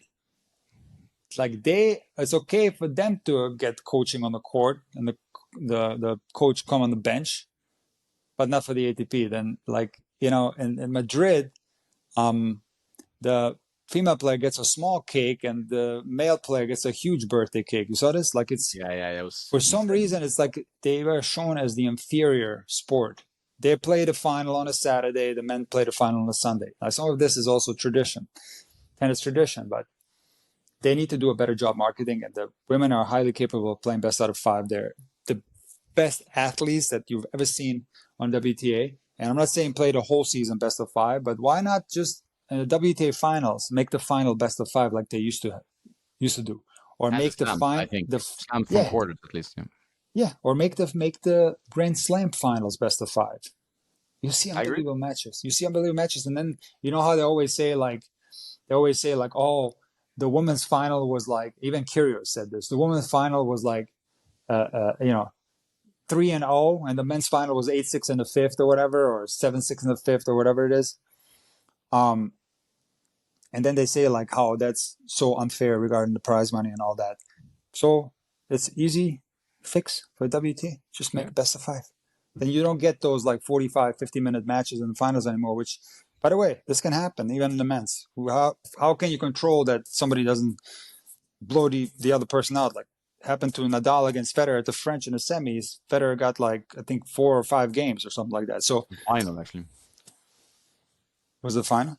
Hmm. I thought it was the semis. He got 4 games. Yeah, it was a depressing final for a Fed fan. It's But 2008. wasn't there a semis too where he got him in the wind? No, but then, yeah, in the win, but that was much later, I think. Yeah. Much This later, yeah. 2008. Okay. The one he got 4 games was 2008, Oh, Nadal got won it. the Okay. Wimbledon after that.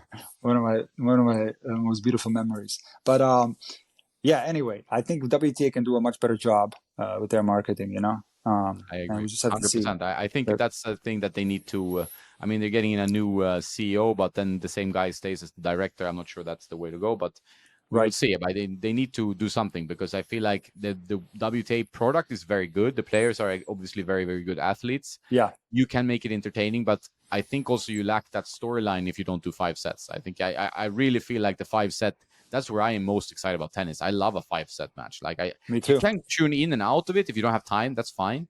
But Yeah. you have, even if you win the first 2 sets, even an Iga, who's like an unbelievable like athlete, might still have a down in the third, and that Right. opens the match up, So you true. bring that up, It's a different thing, I think. Very true. Very true. And one more thing I want to say about viewing habits, like people often think that, if it's a 5-6 hour match that you have to sit there for 5-6 hours. No, like, like I think when people like are just kind of casually watching tennis and they see a match that's in the 5th set, and they're gonna, stick there and watch it. Yeah. They're gonna stick with it.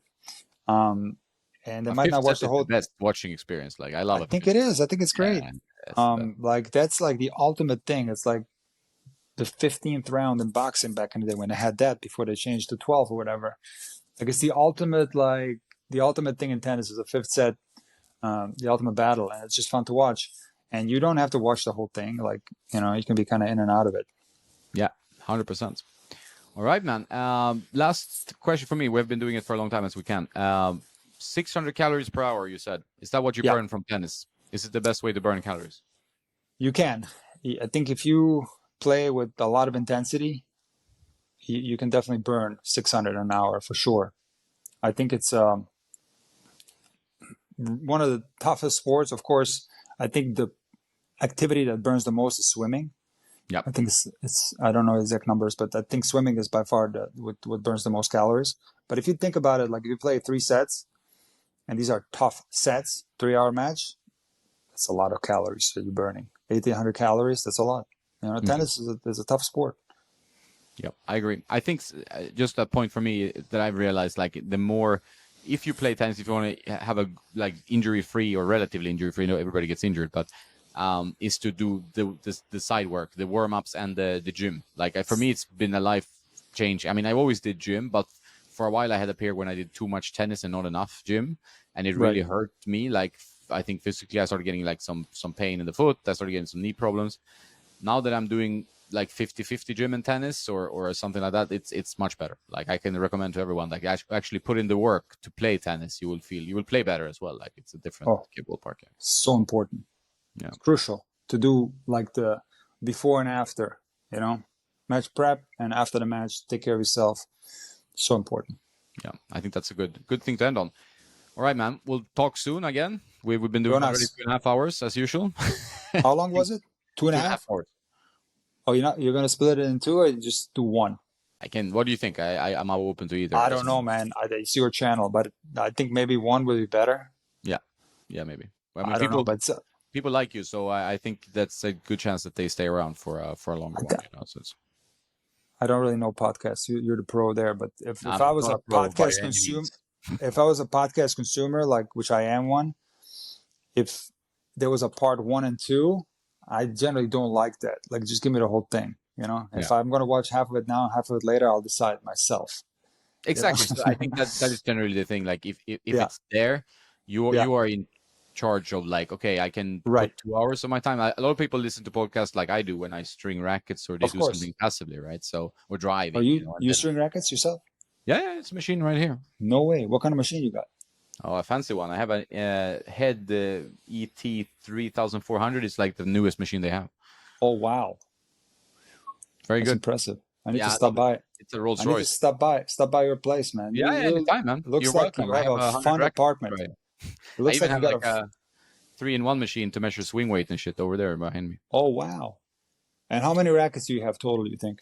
Now I sold a bunch. So I maybe have 80 something, 90. 80? Maybe? Okay. Yeah, 80, 90. I had more, but I sold a bunch. Going to get some space. My whole wardrobe behind is full of rackets. So, and my whole bed is the guest bed is full of rackets. So I have to find a way, But I want to tell you something. Like racket storage is something that's tricky. Storing rackets. Very tricky. I saw one time. This was funny. We already talked about him. Robin Söderling. Yeah. Had rackets in his house, and they were on this weird contraption that was holding rackets, and there was tons of them. There must have been like 20 of them. I Hmm. was like, I gotta get this somehow. I don't know what this is, but it's a beautiful thing that just holds racket, and the rackets are like the grip is sticking up. So I need to find something where I can store my rackets, where they're beautifully displayed. Because right now they're just in bags, and they're just like Yeah, I same like to have, in yeah. bags. I like to find out the solution to where these rackets can be nicely displayed and easily accessible. If you want to grab one to swing it or to show it to someone, that would be Yeah, my dream. So if you my stumble upon something like that, let me know. yeah, we maybe have to invent something. I've been looking because like my Okay. my problem um, is that like it's just I want to try this, so I need to restring this compared. Or someone asked me, can you bring the latest shift? I want to try it, the 1820, Okay. and then I sometimes have organized by bag, but it's like, okay, it's the bag. I have the bag stacked, so I have 8 tennis bags full of rackets, right? And Yep. then I have to go to the bottom bag. I have to drag out the whole wardrobe to get one racket. It's not Oh the wow, perfect solution, really. So I have to that's find a way. tough. But That's tough. That's tough. yeah, we'll see. We'll see for what I do. But yeah, it's a fun hobby, but it takes space. Right. Well, thank you for having me on, Jonas. I appreciate it, man. Same. I always enjoy it, and you're welcome to Marbella. We play some tennis. I'm happy to. Or if we see you somewhere around Germany, I'm gonna travel to some tournaments. That's the plan. We'll Um, see which ones. yeah, But it would be fun. It's always good. I think it's always good to go to live tournaments. It kind of ignites your love for tennis again. If you're just at home and watching tennis or playing on your normal courts, I yeah, love just going on some travel. Right, it's fun. it's fun. It's Yeah. really fun. Yeah, it adds a whole nother thing to it. Yeah, it's fun. Exactly, it adds extra. I recommend anyone that has a chance, like at least to watch like one live match. It makes tennis completely different than watching on the TV. It's like Oh, this for sure, for sure, much absolutely. better pace. All right, man. Well, we keep in Jonas, touch. keep in Thanks for touch, joining. man. I'm wishing you the best of luck in 2024. You keep killing it, okay? Same. All right, man. All right. You take care. All right. Bye bye. Bye bye.